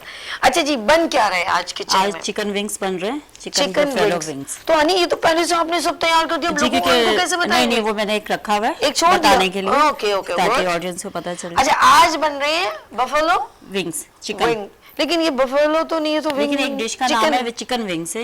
अच्छा। और एक डिश का नाम जैसे बफेलो विंग्स, इसमें जो मसाले डलते हैं वो तकरीबन अच्छा, ये जो आपने मैटर पूरा रेडी करके कितनी देर से इसको किया? तकरीबन ये आधा घंटा जरूर रखना चाहिए। अच्छा। अगर 1 घंटा रखेंगे तो ज्यादा तो अच्छा है। और अच्छा इसकी हाँ, जो है ना वो स्पाइस juice- सारे बिल्कुल अंदर बिल्कुल। चले जाएं। अच्छा, इसके अंदर जो स्पाइस ऐड होंगे, हम चाहते हैं कि वो पहले हम इन्होंने एक छोड़ दिया है एग्जांपल के तौर पे, इसमें जो जो स्पाइस डालेंगे वो मेरी बहन शगुफ्ता बताएगी। आप जी, इस साइड मैं आ जाओ। चलिए जी, बिस्मिल्लाह करते हैं। बिस्मिल्लाहिर्रहमानिर्रहीम। अच्छा, ऑयल आपने पहले से फ्लेम को रख दिया है हाँ, इसके ऊपर। ताकि गर्म हो जाए, हम फ्राई डन कर हो लें गया इसमें। ना। अच्छा, इसमें ये क्या मैं क्या ऐड आपको होगा? बता दूं? उठा के नहीं, वहीं अच्छा। रखो, वो कैमरे से आउट हो जाएगा। ये सबसे कॉर्नफ्लोर पहले है। कॉर्नफ्लोर। मैं थोड़ा थोड़ा डालूं क्योंकि एक है। ठीक है। अच्छा हनी, एक सेकंड, इसको इस वाले पे शिफ्ट कर दें थोड़ी देर के लिए, ठीक है? जी। That's good. अब बताएं। और ये मैदा है। पहले आपने कॉर्नफ्लोर कॉर्नफ्लोर डाला। ठीक है, फिर और मैदा। मैदा डाला। एक के हिसाब से ज्यादा तो नहीं है? नहीं, ज्यादा नहीं, क्योंकि ये लिक्विड होता है तो फिर थोड़ा बहुत ही ठीक लगता है, है। ओके, फिर? और ये इसमें black pepper okay, black pepper और थोड़ा ये सॉल्ट हस्बे जायका नमक। ओके, और ये थोड़ा सा ये चिली सॉस। ठीक है, चिली सॉस। ओके, और ये है सोया सॉस। अच्छा, ओके, ये ठीक है। अब इसमें हम थोड़ा पानी डालेंगे और थोड़ा इसमें सा। अंडा डलता है। अच्छा, अंडा भी इसमें ऐड किया क्योंकि आपने उसमें ऐड कर हाँ, चुके किया हैं। हुआ है मैंने। पहले से उसमें ऐड कर दिया ना, तो बता रही हैं कि इसमें क्या क्या। अच्छा, बहुत कम इसमें आपने स्पाइस अब क्योंकि इसमें कम होगा, अभी जो सॉस बनेगी उसमें आ जाएंगे सारे ठीक spice। है जी, ये हो गया एक। इसको साइड इस पे डाल दें हम। जी। इसको इसमें ऐड कर लेते हैं। इसको ठीक अच्छे है से जी, करके। ठीक है। मटर को इसके अंदर, ओ वाओ, क्विकली जी। आज बफेलो विंग्स Wings। फ्राई तो ये इसमें हम डाल देते ऐड कर जो देते हैं हम पहले- लोग, क्योंकि पहले से मटर। अब इस हाँ। मटर के अंदर और क्या क्या डाला था आपने? इसमें तमाम यही चीजें थी, बस एक अंडा का वो अंडा डाला ठीक हुआ है, था। ठीक है। इसको हम साइड पे कर दें। चलिए जी, हम इसको साइड पे कर देते हैं। और ये जो है, जो सब है, इन्होंने देखिए, इन्होंने पूरा एक प्रॉपर तरीके से बनाया हुआ है और आपको बता भी दिया इसके इंग्रेडिएंट्स क्या क्या डालेंगे। अब हमारे पास सेकंड क्या है हमारे पास? अब इसको हम फ्राई करेंगे बस? हाँ, बस अब इसको फ्राई करने के बाद फिर हम इसकी सॉस बना के उसमें डाल देंगे। सॉस कौन सी बनेगी? अब इसकी अलग से सॉस बनाएंगे जो मैं बनाऊंगी केचप के साथ। पहले हम लोग फ्राई करें। पहले फ्राई चले जी, ये करें, फ्राई कर। अच्छा, ये कहते हैं खाना जो है खाना क्या रूह की ग़िज़ा है, तो वो कहे मौसीकी रूह की ग़िज़ा है। अच्छा, हम खाना साथ साथ मर्द की सोच रहे, आपको सिंगिंग आती है? पहले आप मुझे मना कर रही थी। नहीं, कभी मुझे गाना नहीं गाया? आती। नहीं, कभी- गाया नहीं, सुनती बहुत। सुनते हैं? सुनते कौन हैं। से गाने ज्यादा? पाकिस्तानी ज्यादा अच्छे हैं। मेहंदी हसन पसंद है बहुत। चले मेरे जी, husband को भी बहुत पसंद है। रियली। जी। चले जी, आपके हस्बैंड है फहीम साहब। जी। आज आपके जो है, हम इनको तो गाना नहीं आता, लेकिन आज खाने के साथ गाना भी है और हमारे साथ एक ऐसे पर्सन मौजूद। आप इस साइड आ जाओ, जी, आपके जी। फ्लेम है, जी। आप इस साइड आ जाओ। अच्छा जी, आज हम लोगों को बड़ा मजा आएगा। आप यानी कि आप भी सिंगिंग कर सकते हैं हमारे साथ, और ये जो हम आपके साथ सरप्राइज, हम चाहेंगे कि आपकी आवाज भी सुने।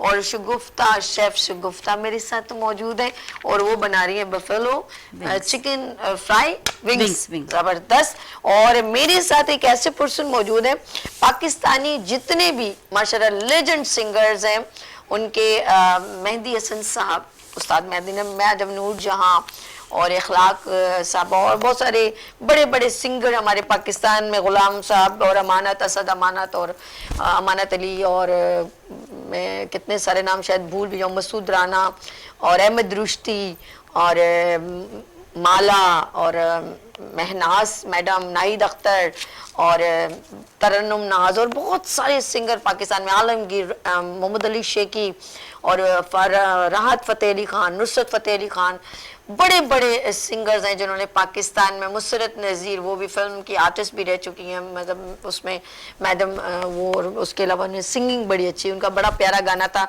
मत्थे ते चमकण वाल मेरे बन रहे थे, हमारी शादियों में बड़े गाए जाते थे। हमारे साथ ये सारे जो हैं सॉन्ग्स, वो सब बहुत अच्छी तरह फिल्मों के नाम भी जानते हैं और उन आर्टिस्टों के भी और सिंगर्स के भी। और कौन मौजूद है यहाँ पर? मौजूद है जी हाँ, परवेज बशीर साहब, म्यूजिक एनालिस्ट हैं। अस्सलाम वालेकुम, कैसे हैं बशीर साहब? आज कैसा लगा? आज एक बार फिर मेरे ख्याल में 2-3-4 प्रोग्राम में मेरे साथ ज्वाइन कर चुके हैं। और परवेज साहब, आज कैसा लगा आपको दोबारा हमारे साथ? हम किचन में और आप वहां पे बैठे हैं, ऐसा है कि नहीं? जी जी, माशाल्लाह बहुत अच्छा लग रहा है और बड़ा अच्छा एटमॉस्फेयर है। और आज आपने मेहंदी साहब को माशाल्लाह से ट्रिब्यूट के लिए मुझे बुलाया, तो ये मेरे लिए बड़ी एजाज़ की बात है और इंशाल्लाह ताला बहुत अच्छा रहेगा। और इंशाल्लाह ताला आपको चंद गाने में ज़रूर सुनाऊंगा मेहंदी साहब के। और उनकी हम ये याद को ताज़ा करेंगे। याद को ताजा करेंगे और ये सेगमेंट है भूली बिसरी यादें। और आज हमारा प्रोग्राम डेडिकेट टू म्यूजिकल उसमें चलता है और वो आज हम चाहेंगे परवेज बशीर साहब हम लोग मिल के डेडिकेट करें और वो हैं मेहंदी हसन साहब। और मैं कहूँगी उनके बहुत प्यारे प्यारे सॉन्ग हैं और ये झुकी झुकी निगाहें इन्हें मैं सलाम कह दूं, जरा आप अपनी आवाज में सुना दीजिए। हाँ जी बिल्कुल, बड़ा अच्छा गाना है ये और बड़ा अच्छा मेलोडी वाला सॉन्ग है ये और मेहंदी साहब ने ये बहुत खूबसूरत अंदाज से इसको गाया है और बड़ा अच्छा पिक्चराइज हुआ ये सॉन्ग। तो मैं अपने नाज़रीन को ज़रूर डेडिकेट करता हूँ मेहंदी साहब को मैं। चंद उसके इस्तियाई जो मैं आपको सुनाता हूँ। ये झुकी झुकी निगाहें इन्हें मैं सलाम कर दूं, ये झुकी झुकी निगाहें इन्हें मैं सलाम कर दूं, वही अपनी सुबह कर दूं, वही अपनी शाम कर दूं, ये झुकी झुकी निगाहें। क्या बात है। अच्छा हम सॉस ये फ्राई हो रहे हैं, हम सॉस बना इसको वहाँ रख दें फिर और सॉस के लिए आप बर्तन लेकर आ जाएं और अगर वहाँ पे बनाना है इसको वहाँ कन्वर्ट कर दें मेरे ख्याल में। अच्छा बहुत एहतियात कीजिएगा, ऑयल बहुत गर्म है, ये एक्सपर्ट है इनको पता है। अच्छा जी ये हम इसको फ्लेम इसको ज़्यादा करना है तो देख लें आप इसको ज़रा बर्तन गर्म हो जाए। अब हम बनाने हैं सॉस और मेरी प्यारी बहन शगुफ्ता यहाँ पर मौजूद है। शगुफ्ता यहाँ पर आ जाओ, आप बनाओ क्या करना है इसके बाद। यस इन्होंने अपने साथ साथ इसमें हमने ऑयल डाला है। ठीक है हल्का सा कितना तकरीबन 3 से 4 टेबल स्पून बस ठीक है ठीक है। थोड़ा सा ऑयल गर्म हो जाए फिर इसमें हम केचप डालेंगे। ओके अच्छा ऑयल गर्म होगा फिर केचप डालेगा हाँ, इसमें केचप डालेगा फिर स्पाइस डालेंगे। चलिए जी आप कर लें, बिस्मिल्लाह करें। शाबाश शाबाश शाबाश। हम इसको वेट नहीं करेंगे, साथ साथ हम ये सॉस बन जाए फिर हम परवेज साहब के पास एक बार फिर जाएंगे और देखते हैं अब वो मेहंदी हसन साहब का कौन सा सॉन्ग लेकर आए सॉस के बाद। हम जबरदस्त और आप भी सुना सकते हैं लाइव हमारे साथ बिल्कुल गुड मॉर्निंग विद सभी और उसके अंदर आप live call PTCL number mention कर दें तनवीर भाई ताकि हमारे जो नाज़रीन हमें भी अपनी खूबसूरत आवाज़ सुना सकें। यस ये है कितने हस्बैंड क्रश चिली डाल दी इन्होंने। ठीक है जी ये हमारी सॉस बन रही है। वाह और इसमें ये सॉल्ट हस्बे जायका थोड़ा सा टेस्ट के मुताबिक एज फॉर टेस्ट जी। नेक्स्ट हमारे पास क्या बस दो नहीं हाँ बस ये अच्छा, जाएंगे। ये क्या डल रहा है? ये रेड चिली सॉस स्पाइसी होते हैं थोड़े ये मजेदार यमी। और ये सोया सॉस ओके शेफ शगुफ्ता फहीम और ये बारबेक्यू सॉस ये भी है। ओके जरा यमी और आउटस्टैंडिंग फ्लेवर हो जाएगा ना। That's good. अब इसको थोड़ा फ्लेम तेज तो नहीं करने की जरूरत कर दे इसको क्या है अभी गर्म होगा ना तो ये बस लाओ मुझे मैं इसको हाँ, थोड़ी सी प्याज। अच्छा जी मेरी बहन दूसरा काम करिए, मैं जरा इसको स्पून से आगे कर रही हूँ और अच्छा जी मैं ये कितनी देर में तैयार हो जाएगा सॉस? 5 मिनट में। बस 5 मिनट तक हम सॉन्ग सुन ले इजाजत है। जी परवेज साहब अब आपके पास फड़कता धड़कता दिल को हिलाता मोहब्बतों भरा सॉन्ग मेहंदी हसन को डेडिकेट क्या कर रहे हैं जी? जी हाँ मैं फिल्म बंदगी है। अच्छा हाय हाय हाय हाय बंदगी के तो सारे गाने बड़े जबरदस्त हैं। ये पिक्चराइज हुआ है वहीद मुराद और शबनम मैडम के ऊपर। बिल्कुल बिल्कुल। ये फिल्म नदीम और शबनम पे थी ना? नहीं वहीद मुराद और शबनम। वहीद मुराद और शबनम। ओके चलिए जी साहिबा थी, शबनम मैडम साहिबा थी, वहीद साहब थे और बड़ी क्लासिक मूवी थी ये। फिल्म का नाम था बंदगी। तो इनके चंद इनका जो एक अच्छा मशहूर गाना है खामोश है नज़ारे एक बार मुस्कुरा दो कहती हैं ये बहारें हंसना हमें सिखा दो। सुनाइए जी सुनाइए। खामोश है नज़ारे एक बार मुस्कुरा दो, खामोश है नज़ारे एक बार मुस्कुरा दो, कहती है ये बहार हंसना हमें सिखा दो, खामोश है नज़ारे तुम हौसला ना हारो छट जाएंगे अंधेरे, निखरेंगे फिर उजाले, बिखरेंगे फिर सवेरे। उम्मीद की किरण से अब दिल को जगमगा दो, खामोश है नजारे, सूनी पड़ी रहेंगी ये पर्वतों की राहें, यूं ही खुली रहेंगी इन वादियों की छाँव। जब तक खुली है नजरें, हंसना हमें सिखा दो, खामोश है नजारे, एक बार मुस्कुरा दो, खामोश है नजारे। माशाल्लाह, जबरदस्त। हमारे साथ बहुत ही पाकिस्तान के super pride of Pakistan M Ibrahim साहब हमारे साथ लेजेंड सिंगर मौजूद है। अस्सलाम वालेकुम इफ्राहिम साहब। वालेकुम सलाम। वालेकुम सलाम। कैसे हैं आप? ठीक हैं? मैं अल्लाह के करम से बिल्कुल ठीक हूँ, आप लोगों की मोहब्बत और दुआओं से बिल्कुल। और आज हम भूली बिसरी यादों में एक सेगमेंट कर रहे हैं सिंगिंग का, और हमारे साथ परवेज बशीर साहब मौजूद हैं, और वो आज हम डेडिकेट करें मेहंदी हसन साहब को। तो आपकी भी हम चाहते हैं खूबसूरत, जरा मुझे पहले मैं सवाल करूंगी कि पुराने गानों में जो आपको एक मजा था, वो क्या अब गानों में आपको नजर आता है? एक तो पहले तो परवेज बशीर साहब को सलाम कहिएगा मेरा, आप सबको सलाम है। बहुत शुक्रिया। वालेकुम सलाम। बहुत शुक्रिया।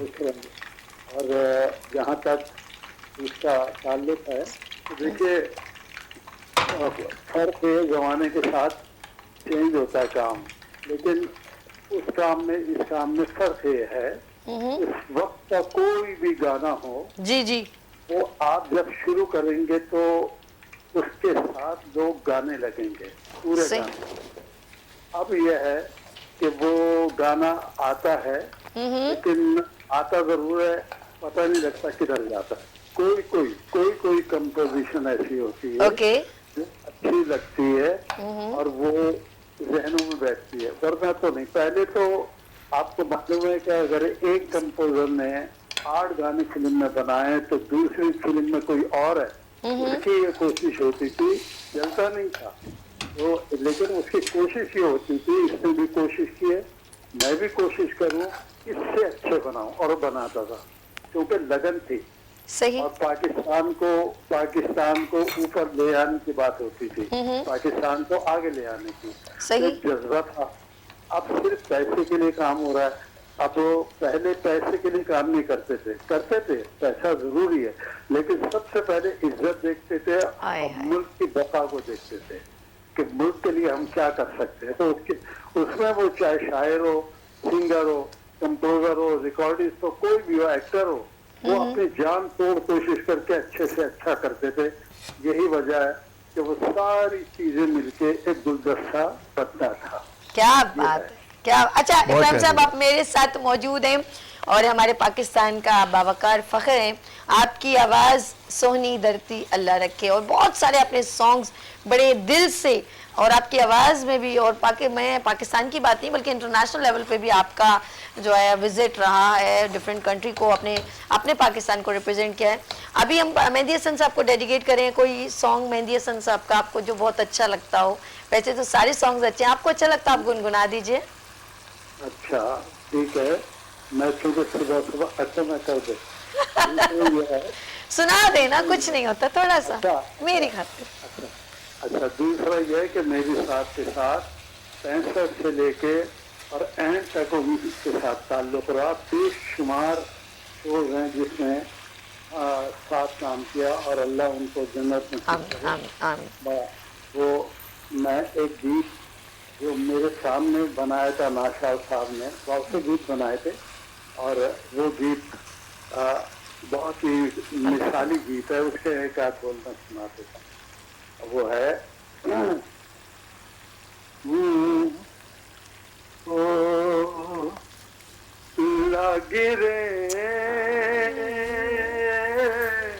लागी लगन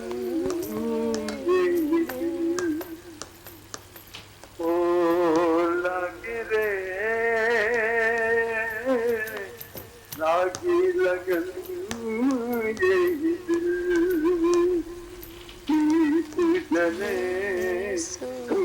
के सागर में जब मैं गीत सुनाऊं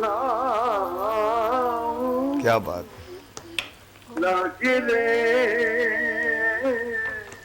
लागी लगन। बहुत अच्छे, बहुत वाह अच्छा।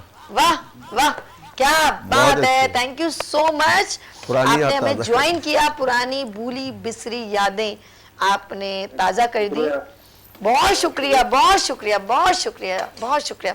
परवेज साहब, जी जी।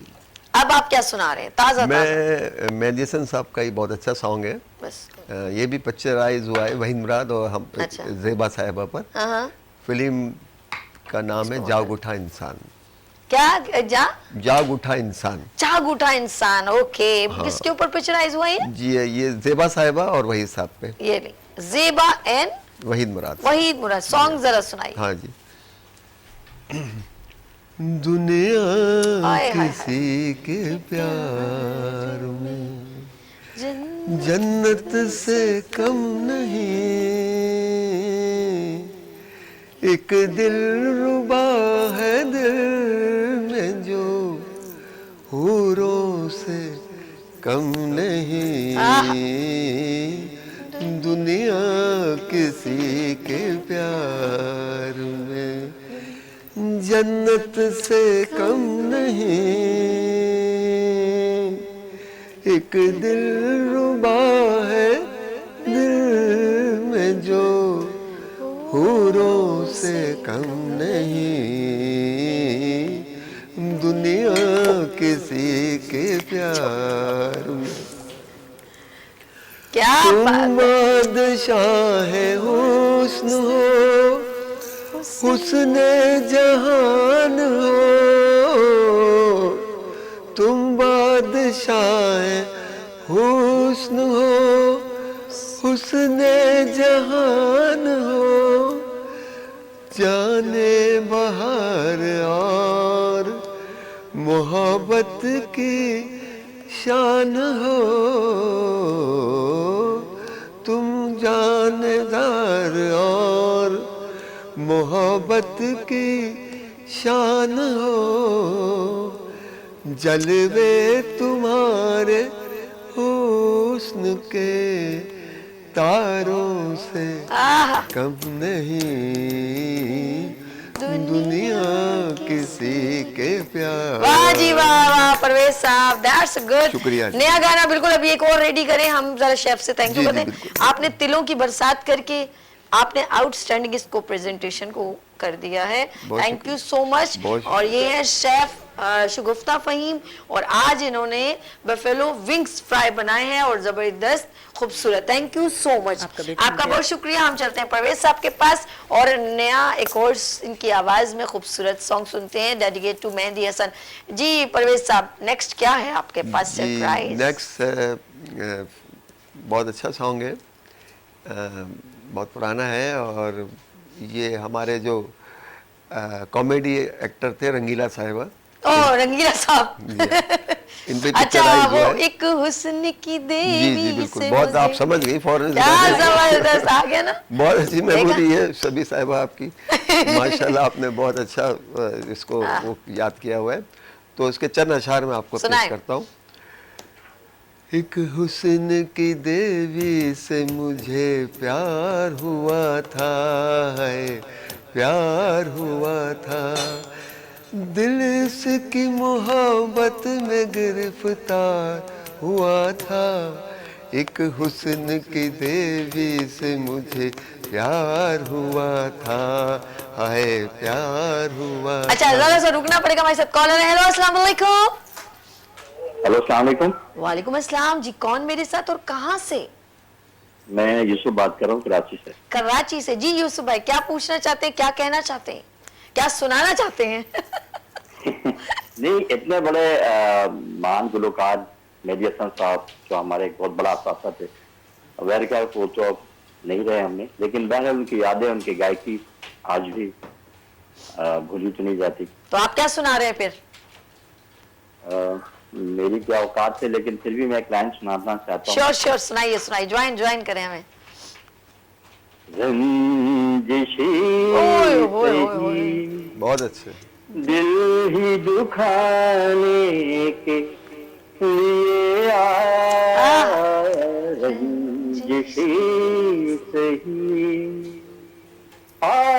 फिर से मुझे छोड़ के जाने के लिए आया, रंजिशी सही बहुत वाह। अच्छे, बहुत दिल ही दुखाने के लिए रंजिशी सही। वाह यूसुफ साहब, बहुत वाह बढ़िया। क्या बात है। चाहे आपने एक लाइन सुनाई लेकिन दबंग सुनाई, दबंग। Thank you so much. अच्छा जी, हम चल रहे हैं परवेज साहब के पास। परवेज साहब ये बताइए, लेकिन लोग भी हमें कितना एंजॉय जी, करें जी, हमारे माशाल्लाह, साथ। माशाल्लाह। क्या बात है भाई, मतलब ज़ौक रखते हैं कराची हमारे दे हालात देखो, ते कम्युनिकेशन देखो, वाह वाह क्या बात है। बंद कर दो नेट, फिर भी हम करेंगे कम्युनिकेशन। और ये है हमारा खूबसूरत सा प्रोग्राम गुड मॉर्निंग विद सभी। परवेज साहब, जी, जी। अब बताइए, जी, ये बोलिए। झुकी निगाहें हो गया। जी, जी, हमारे साथ बिल्कुल। कॉलर है। हेलो अस्सलाम वालेकुम।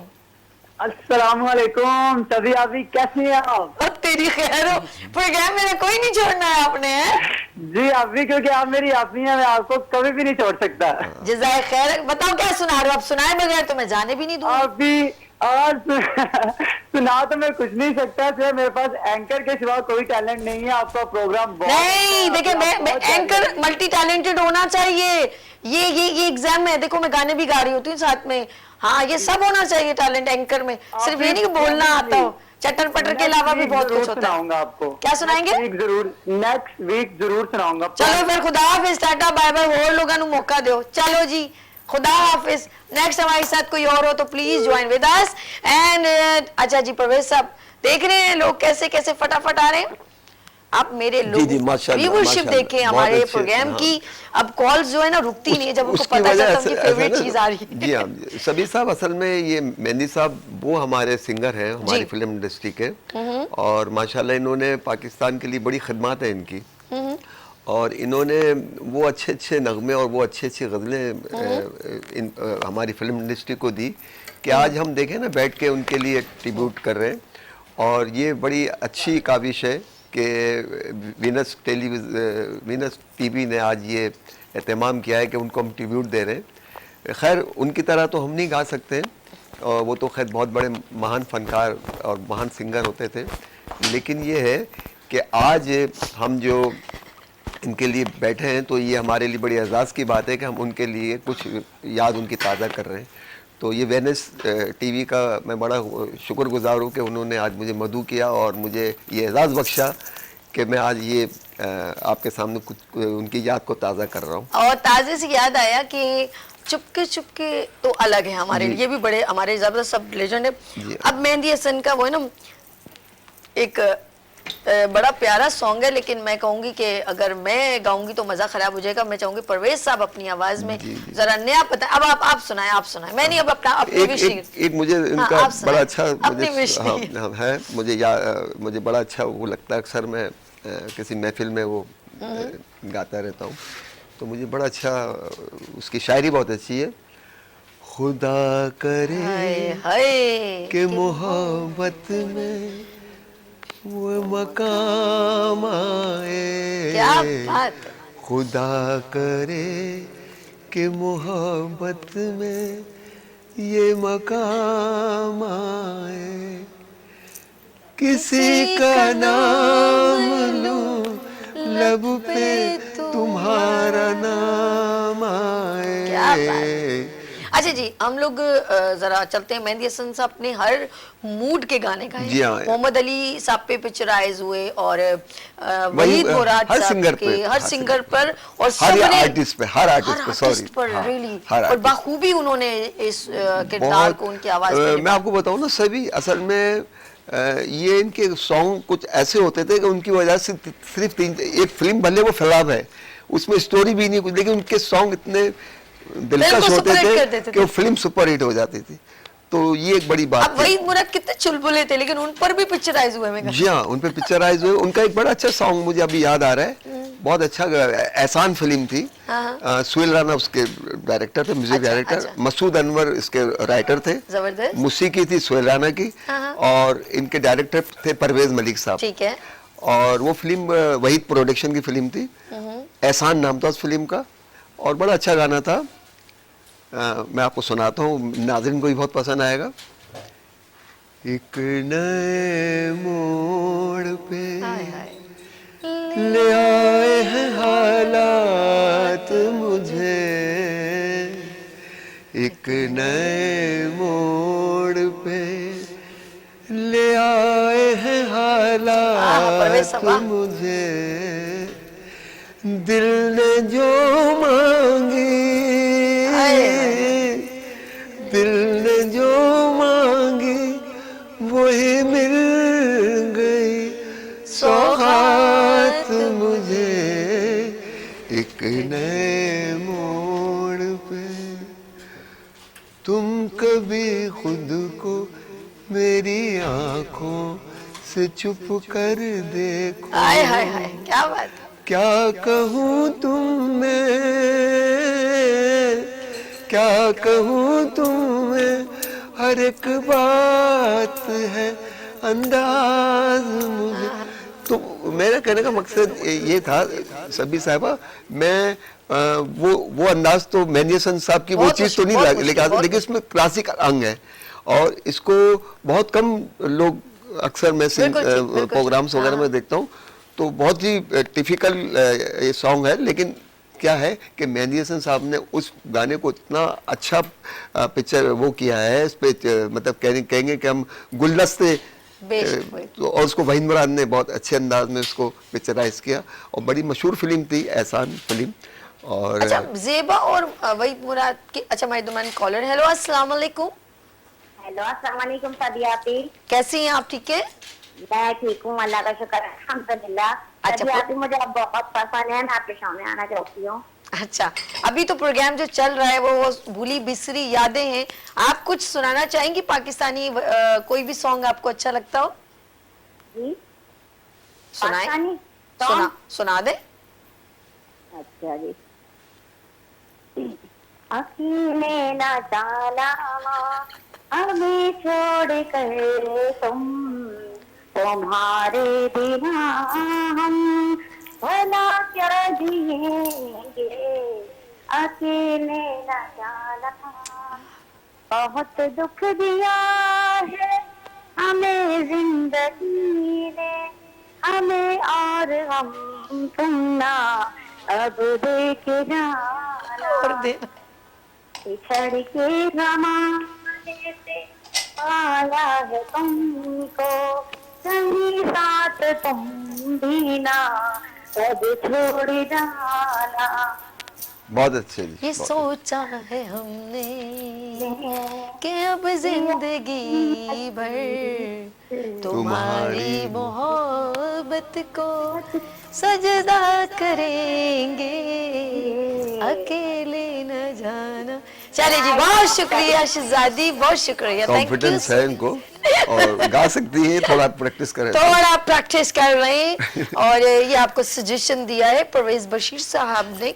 लास्ट हमारे पास 2 मिनट्स रह गए, और मैं चाहूंगी एक और सॉन्ग हो जाए, फिर हम लोग एंड की तरफ चलते हैं। यस जी, मैं फिल्म आग फिल्म का गाना आग फिल्म का, और मेहंदी हसन साहब ने उसको बड़ा अच्छी, बहुत खूबसूरत, और मोहम्मद अली साहब पे पिक्चराइज हुआ। अब तक तो वहीद मुराद और सिंगर, मोहम्मद अली साहब, रंगीला साहिबा को भी हमने सुना, लेकिन ये मोहम्मद अली साहब ने गाया। यूं जिंदगी की राह में टकरा गया कोई यूं जिंदगी की राह में, एक रोशनी अंधेरों में दिखला गया कोई यूं जिंदगी की राह में। वो हादसा, वो पहली मुलाकात क्या कहूँ, क्या बात है, इतनी अजब थी सूरत हालात क्या कहूँ। वो पहले वो गजब, वो जफा मुझको याद है, एक हुस्न की जबी से मुझे जहर खा गया, शायद वो मेरे प्यार में यूं आ गया कोई यूं जिंदगी की राह में। वाकई में ये राहें हमारी पाकिस्तान की राहें एक दूसरे से मिली हुई हैं, जुदा नहीं है, और हम हमेशा ये गोल्डन मोमेंट्स हमेशा याद रखेंगे। और ये भूली बिसरी यादों का इंशाल्लाह सेगमेंट हमने ऑन किया है। आप अपनी खूबसूरत आवाज जो है हमारे साथ शेयर कर सकते हैं। एवरी थर्सडे आप लोगों ने ज्वाइन करना है मेरे साथ, मजे मजे के सॉन्ग्स, एंड हम एवरी थर्सडे को जो है वो तमाम पाकिस्तानी सिंगर्स को और तमाम लेजेंड अदाकारों को प्रोग्राम हम ये डेडिकेट करेंगे सेगमेंट को, और परवेज बशीर मेरे साथ होंगे एवरी थर्सडे। तो यहाँ पर मैं आपका शुक्र करती हूँ परवेज साहब, thank you so much. And नाज़रीन, मैं चाहूंगी आपसे इजाजत, और अगर आप हैं टैलेंटेड सिंगिंग में अपनी आवाज को आगे लेकर आना चाहते हैं, ज्वाइन करें, नंबर है 031582488704। अपना बहुत ख्याल रखिएगा, कल फिर मुलाकात करेंगे किस तरह, उभरते सूरज की तरह। अल्लाह हाफिज।